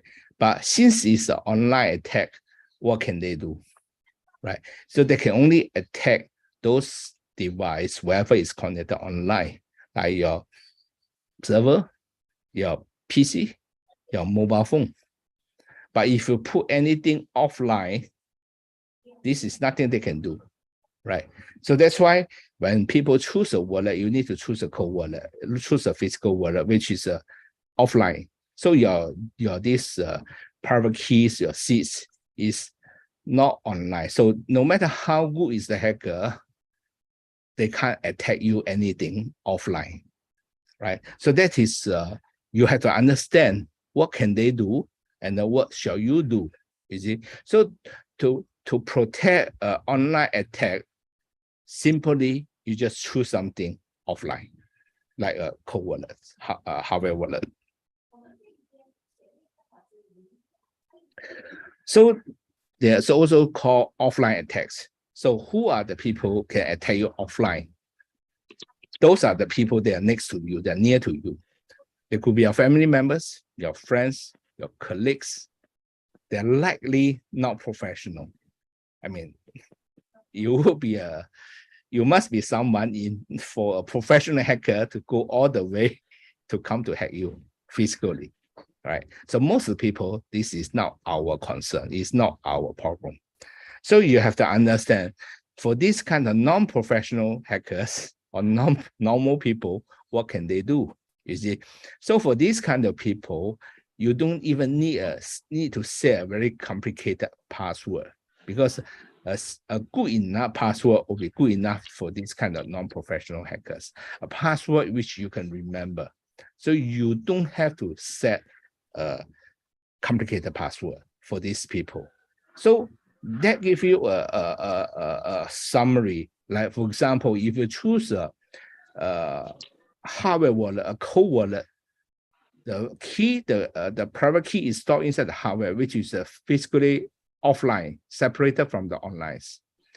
But there is a password or PIN to log into the hardware. But these are the pins which likely to be, I mean, the hardware is likely to be picked up by your family members or friends. So you do need to set a very complicated PIN. A simple PIN plus a hardware is good enough. But of course, when you set a software wallet, a hot wallet, you need a password to log in, and this is online. So when you're talking about professional hackers, no matter how good is a password, it's not difficult for them.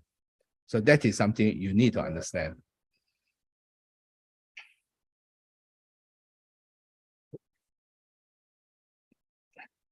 So the next thing you also need to understand, what are the critical problems?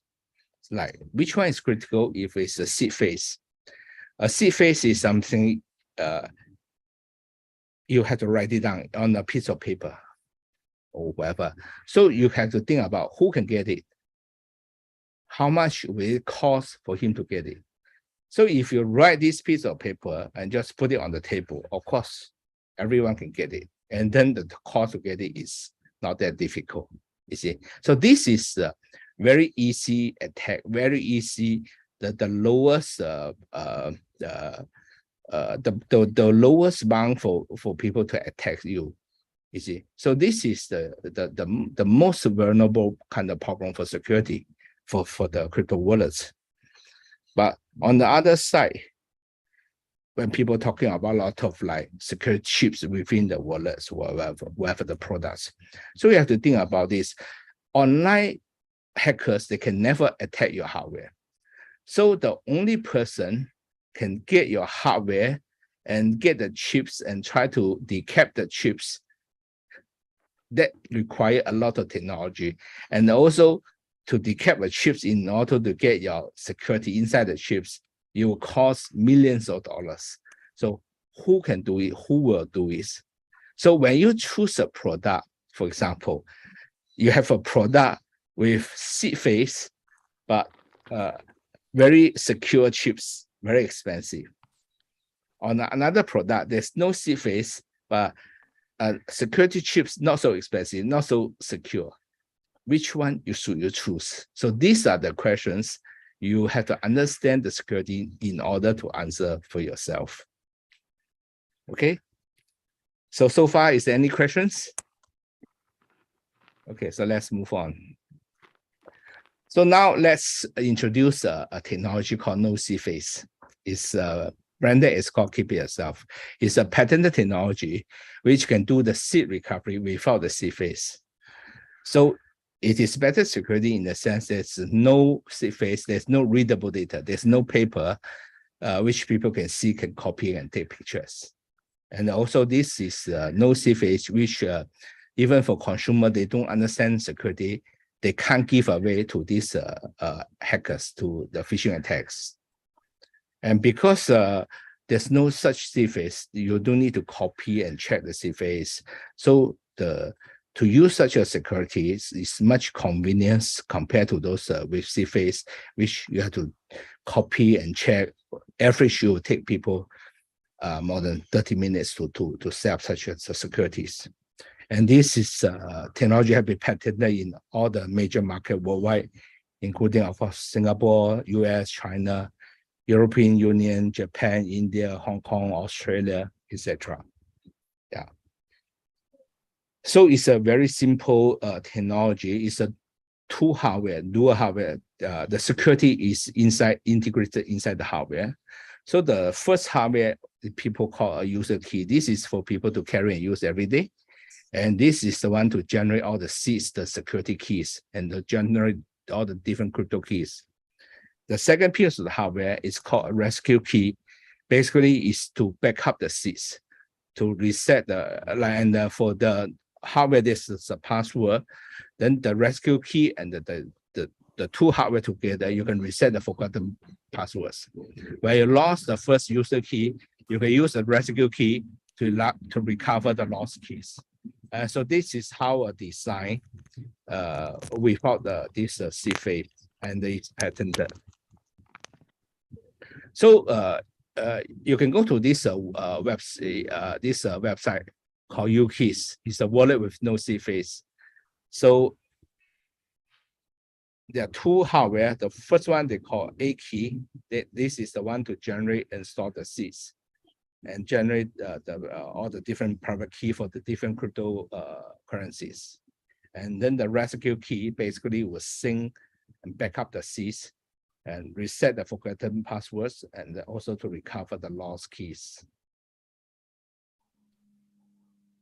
So now the question is, do we need a seed phase?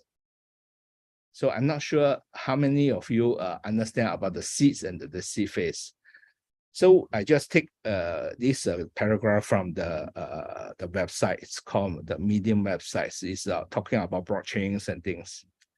And what it writes is this: what is a seed phase? A seed phase is when someone make a crypto wallet, a series of number, which is called a seed. So the seed is a number. They're using this number with a program will generate the phase with 12 or 24 random words, right? So actually, what is seed and seed phase? Let me go through this. A seed is what we call the master key. So this is the very first key we generate inside the hardware. And we use this key to generate the different private keys according to the BIP 44 standard for the different kind of cryptocurrencies, like for Bitcoins, for Ethereum, for whatever the currency they're using this standard. But all the private key for the different currencies is from the seeds. So that's why the seeds is important. And the seeds is a 256 bits binary code. It's a 256 0 and 1s, right? And the seed phase is 12 or 24 phase words for user to copy. So this is generated from the 256 binary codes. And then they use this to recover the seeds inside a new wallet. So how it works is like this. So this is a very famous wallet. So the wallet, when they first do is they generate the seeds, and then they use the seeds to generate the seed phase. After that, they output this phase for this man to copy and keep. And when he lost the wallet, he will buy a new wallet and he key in this seed phase.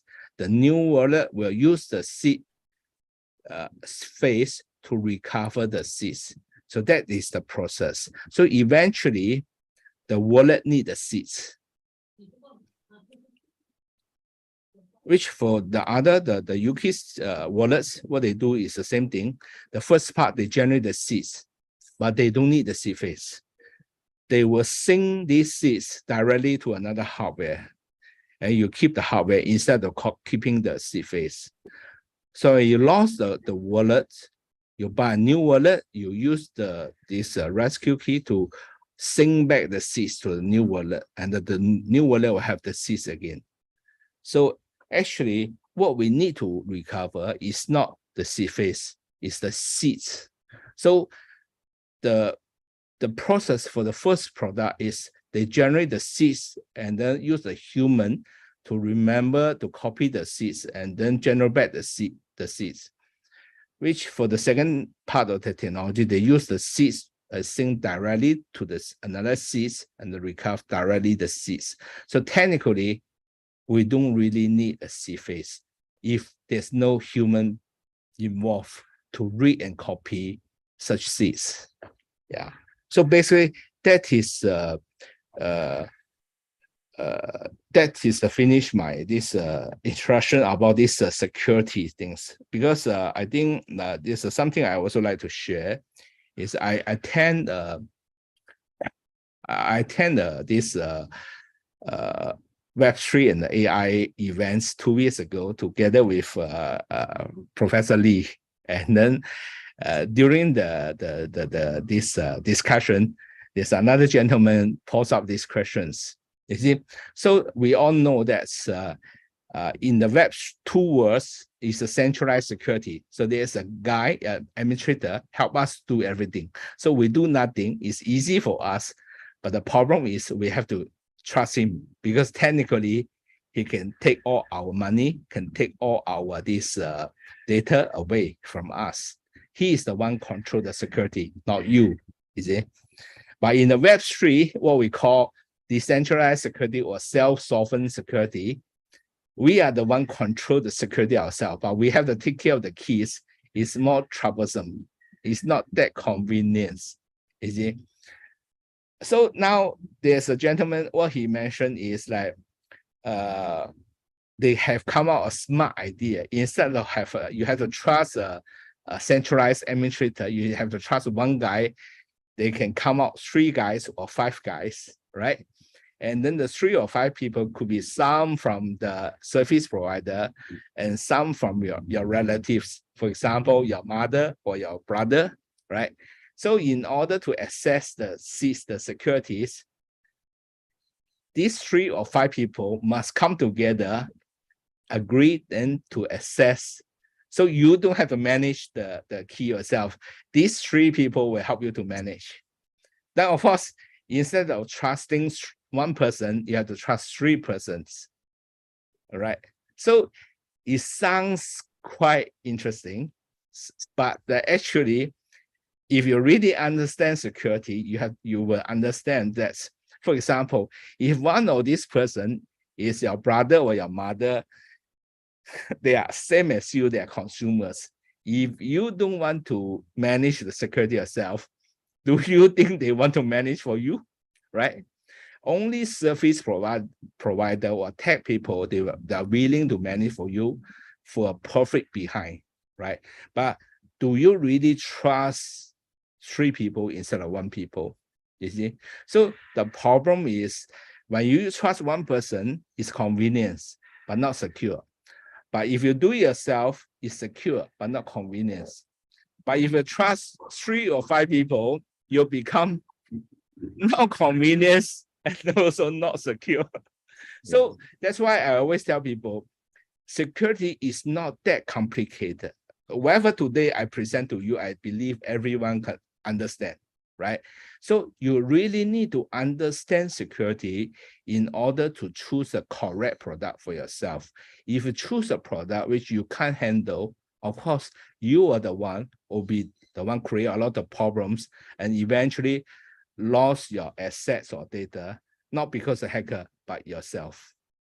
Okay, so I think that's finish all my presentation today. Thank you. Thank you. Thank you, Desmond. Thank you. So the last topic is from Europe. Ludwig Trumper, this is German name, from the Crust ecosystem, Crust-based LED leader.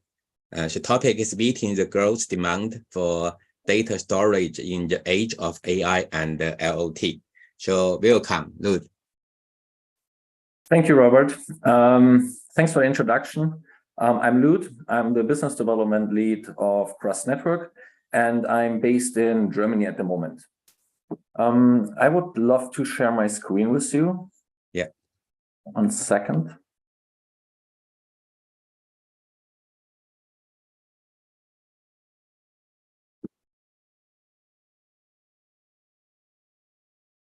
Okay, can you see my full screen? Yeah. Perfect. Good. Cool. So today I want to talk about Crust Network, the role of decentralized storage in Web3, and the growing demand for decentralized storage in Web3.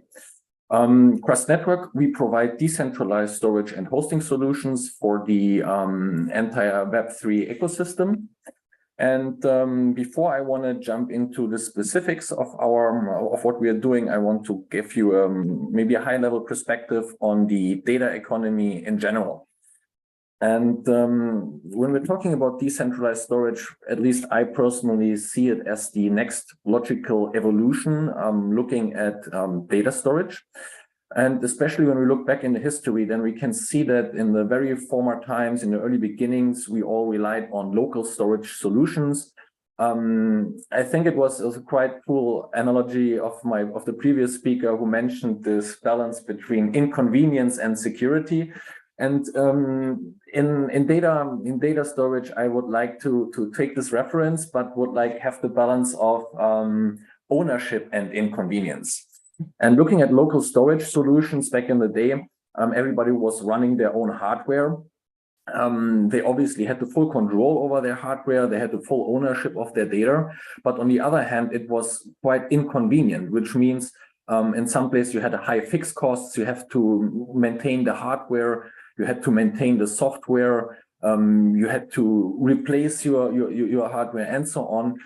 So this wasn't very flexible.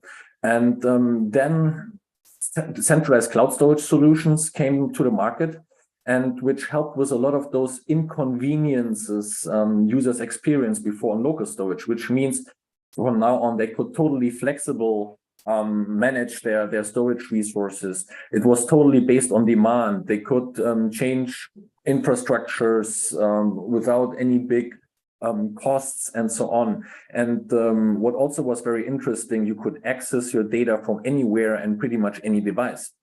The big issue with this is the question of ownership, which means that since the data is not on your hardware anymore, it's on AWS, it's on Google Cloud, wherever it is. And so the ownership is actually with the provider, which could censor your data, which could manipulate your data, which basically has access to your data. And what we see recently is the trend of decentralized storage, which becomes more and more important. And this basically combines the advantages of the ownership we had with the local storage concept and the convenience we have with the traditional centralized cloud storage provider, which means you have the availability to access your data from anywhere to any time via any device, while maintaining full ownership of yourself. And This becomes more and more important, not just because ownership issues becoming more and more important, because we want the power in Web3 with the user and not with third party or centralized institutions, is that the demand for data storage is increasing exponentially. In the bottom, you see the chart of the amount of data measured in zettabytes from the year 2010, which forecasted until the year 2025.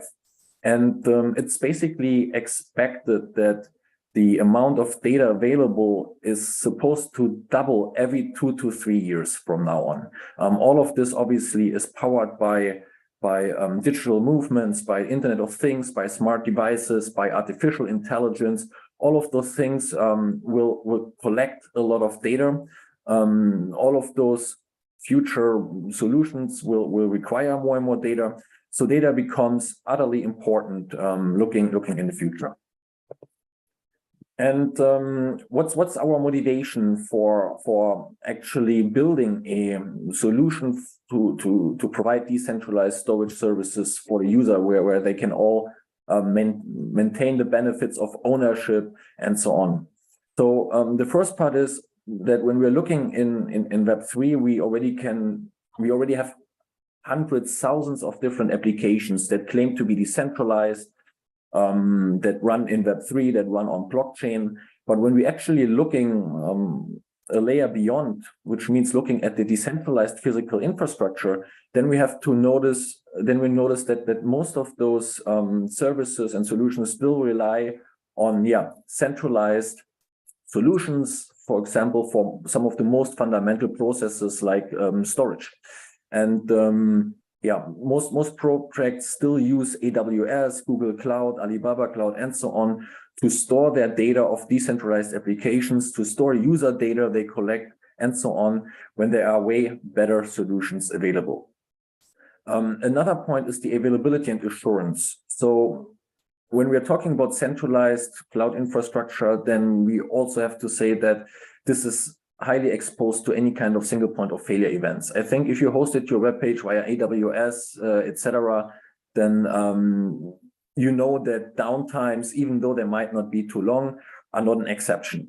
Looking at Web3, where we might have a DeFi application where I have an open leverage position, and suddenly the front end is not available because I have some kind of single point of failure event, and might get liquidated based on that, then obviously this can result in a lot of issues.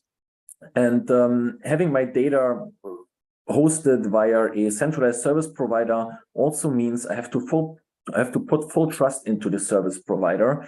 And what we actually want to do in Web3 is we want to trust a trustless, decentralized protocol, and not a centralized institution who might act as a gatekeeper of our data and decides what to censor, what they like and what they don't like.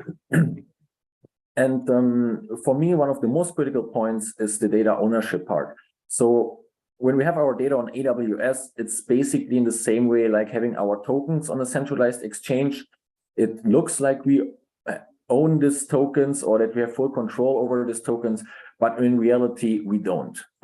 We also don't really have any on-chain proof of ownership like we do for any other assets we own on-chain. And this can lead to many issues, especially when we're thinking about the monetization of user data and so on. And to monetize your data, you first need to own it. And the last point is that current available storage solutions often are limited to closed ecosystems. They can't operate across multiple chains. And there often is not a real frictionless interoperability, which we need to achieve the user experience developers are used to from Web2 solutions. And that's basically why we built Trust Network, which is a purpose-built blockchain for decentralized storage solutions. It utilizes the IPFS framework. IPFS is the most known, most adopted, most battle-proven file storage system out there. It's used by most of the big players like OpenSea, Uniswap, Avi, etc. All those big players use IPFS. But IPFS has one issue, which is that by itself, it doesn't provide you with any guarantees. So when you want to upload your data to IPFS, you don't know how many nodes actually host your data, and you don't know for how long they will host your data because the entire network is not incentivized. And when we're talking about data in Web3, permanent data, valuable data where a lot of financial value might be attached to, then we don't want to be in a situation where we don't have any guarantees. We want to have guarantees, and those guarantees in the best way should come on chain and so on. And that's why we built this incentive and service layer on top of IPFS, which basically incentivizes users to provide the storage resources to our protocol, and on the other hand can receive rewards for that.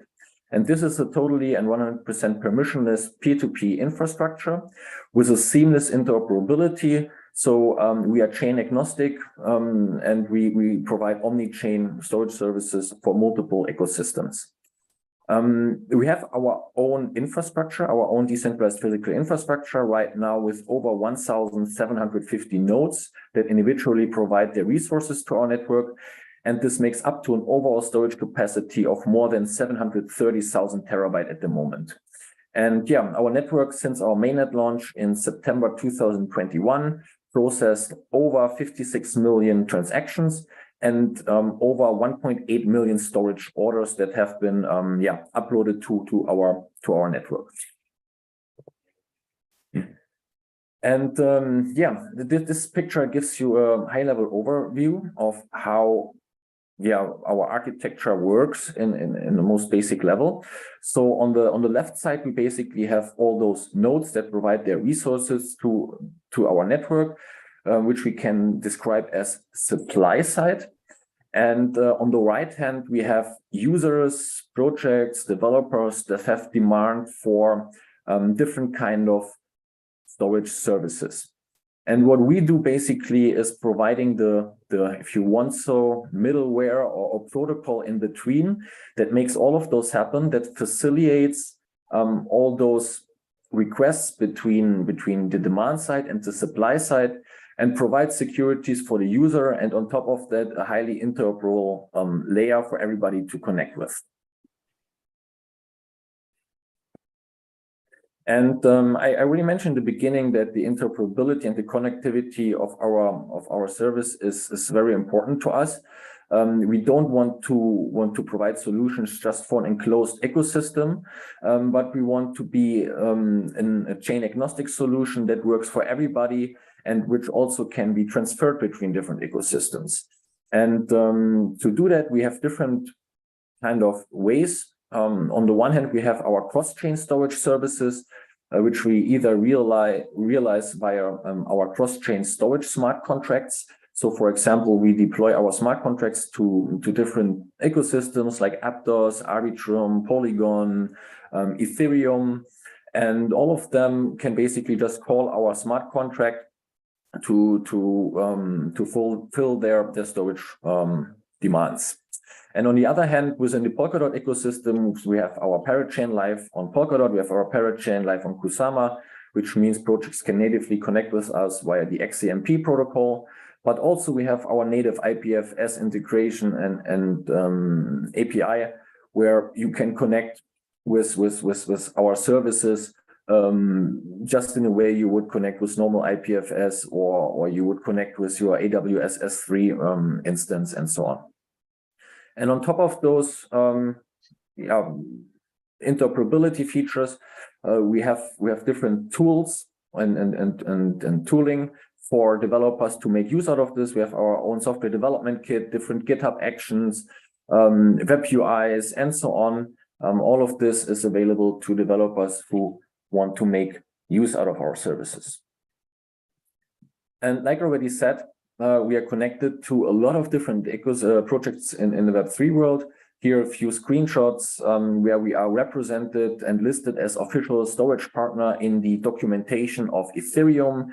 We are in the documentation of Polygon. We are listed in the ecosystem portal of Arbitrum, of Aptos, and so on, to provide storage resources, not just within one ecosystem, but for everybody.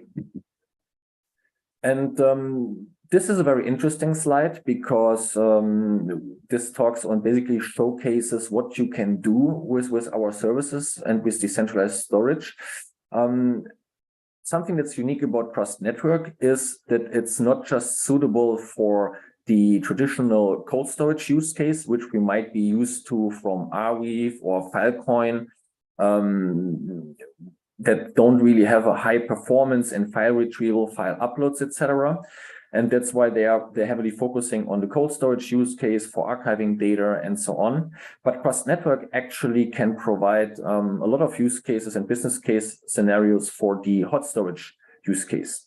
And we do that, for example, in the field of decentralized hosting of dApps and websites. So we work in this case, for example, with Polkadot apps, with Uniswap, with Avi. All those projects deploy their front end via cross-network. Maybe you noticed when you go on Avi and you say launch app, you get like a pop-up that says you will be redirected to the IPFS version, the decentralized IPFS version of our front end. And that's basically stored via cross-network. And yeah, this basically provides super high availability, I would say 100%. In our case, for example, Uniswap as client, they have 75 replicas distributed through our infrastructure. And the chances that all of those 75 nodes go down at the same time is very unlikely. And so you have a way higher availability than just having one replication on AWS with maybe an additional mirror somewhere and so on. And also it increases the security because it can decrease the risk for DNS hijacks attacks, for DDoS attacks, and so on. And with one of our partners, Apilon, we, for example, are building right now a very user-friendly, decentralized hosting service. But it's not released yet, but this will be also very interesting.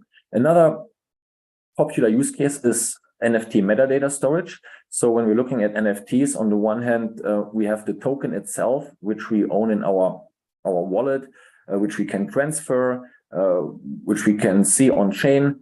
But this token is pointing to metadata, which is the actual content of the NFT, which is the PNG file, the video file, the audio file, whatever it might be.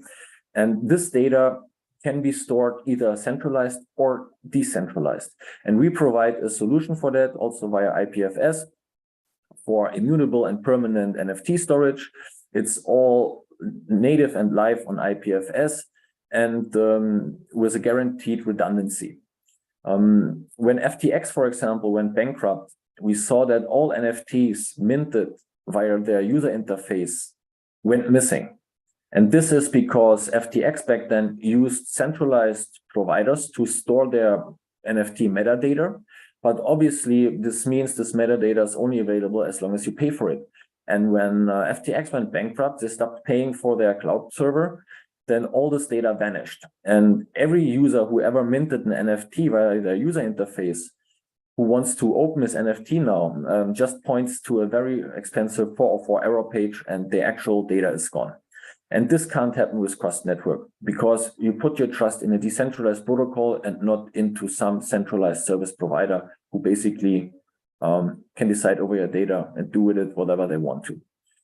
Then general file storage is also a big use case. We, for example, work with data storage aggregators like CodeStack or other developer tooling platforms like Ceramic that streamline our storage services to developer and user bases. And the last big thing that's more and more trending recently is decentralized social. So we expect a lot of user data, user content being being uploaded to decentralized social platforms. And in the end, we want the user to own his content, because otherwise we just would have a Facebook or Instagram 2.0. where in the end, it's the platform operator that's managing and holding all our data and probably is monetizing it. And with our solutions, we, for example, can make sure that user stays in ownership of his content, that his content can't get exploited by large institutions and sold down the line. And we have different applications for that. For example, Matters, Sockbay is a decentralized, almost like YouTube. XX Messenger is a privacy messenger where we store the user chat backup history via cross-network. So there are many different possible use case scenarios for decentralized storage. And now I want to take the chance to actually go into detail a little bit what we built as Cross Network to showcase our technology. And one application, for example, is Cross Files, which is a Web3 cloud storage for personal use. And it's almost like a decentralized Dropbox with a very seamless and sleek user interface, very intuitive. And it's fully decentralized and fully Web3 native, which means there are no KYC processes. You don't have to log in via email. You don't have to make any payment processes, no personal data, nothing has to be stored here. You just log in via Web3 authentication, which means, for example, with your MetaMask, and then you just identify with your Web3 account and can make sense out of a lot of cool features. We have our public storage place. We have our vault where we offer encrypted file storage. Users can share their files with peers and friends. And also we have a cool pay to download functionality, which means you can hide content behind a payable link, which you can share. And as soon as the recipient pays for the amount, he can access this data. Another thing we built is IPFS Scan. IPFS Scan is something we even received a grant from Protocol Labs for this application. And this is basically a Web3 file storage explorer. You can put in your CID number for the file you stored by IPFS, and it verifies and inspects your storage order. So in this case, we can see that our CID, our file, is stored via Cross Network. It has 55 replicas distributed, and currently the storage is guaranteed for 1 additional month. And I also can see which of those nodes actually hold my data, and it's fully transparent for the user. And last but not least, we are in the go-to-market of a very new concept to manage and deal with storage resources in Web3. And we're gonna introduce our commercial product line, which is called Trust Cloud. And with Trust Cloud, we're gonna introduce NFT-based storage resources, which we call Web3 buckets.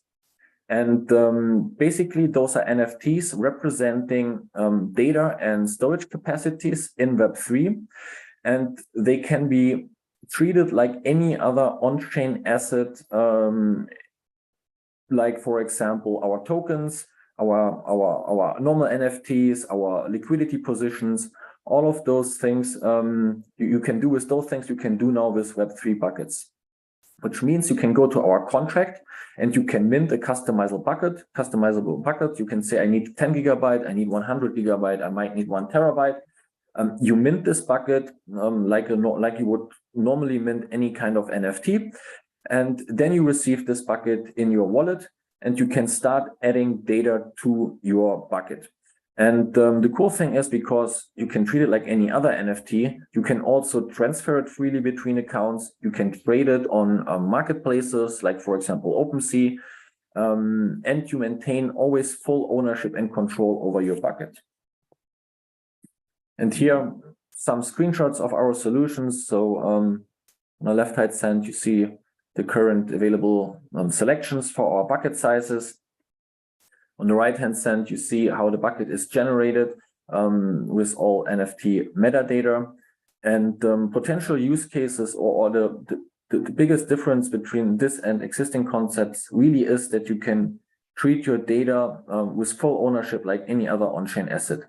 Think about a decentralized social platform like Facebook, or like a platform like Facebook that would exist in Web3. When you upload as a user, you log in with your blockchain account, and then when you upload your selfies, your video files, whatever you want to upload, where do you upload it to? at current solutions, you upload it to the platform operator, which means the platform operator again guarantees the data either via using AWS, Google, or whatever. So it's just streamlined through another centralized service. With those buckets, basically, every user could have their own bucket holding with their account, and every selfie they upload to the decentralized social platform won't be uploaded to the centralized platform operator, but will be uploaded to their own bucket, which means the data is still in their full ownership. They can transfer the data, they can delete the data, they can do whatever they want with it. And it's not in the ownership of the centralized service provider. And I think that's a very, very crucial thing, because when we talk about Web 2 and talk about Web 3, then the biggest differentiator is the part of ownership. We do that for every our assets, but we can't do it for our data yet. And with this kind of concept, we have the possibility to finally realize real data ownership with on-chain proof in a Web3 world. And that's from my side. If you're interested in our solutions, feel free to visit our website or our Twitter and social channels. Thank you, guys. Thank you, Lud. Yeah, thank you. Thank you to all our esteemed speaker and participate for joining us at the AI+Web3 Meetup today. We've had an insightful and informative session covering a range of topics from blockchain to AI and data storage. We hope that you can gain valuable insight from today's discussion and learn about the latest development in the field. We encourage you to stay connected and continue to conversation on AI and Web3. We look forward to seeing you at our future event. Thank you again for joining us today. Thank you. Thank you all. Bye. Thank you. Thank you. Bye. See you next time. Thank you, Lud. Thank you, guys. Thank you, Dishma. Thank you.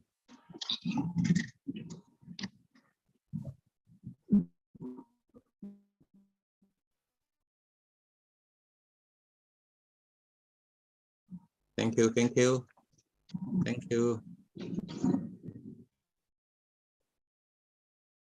Thank you. See you next time.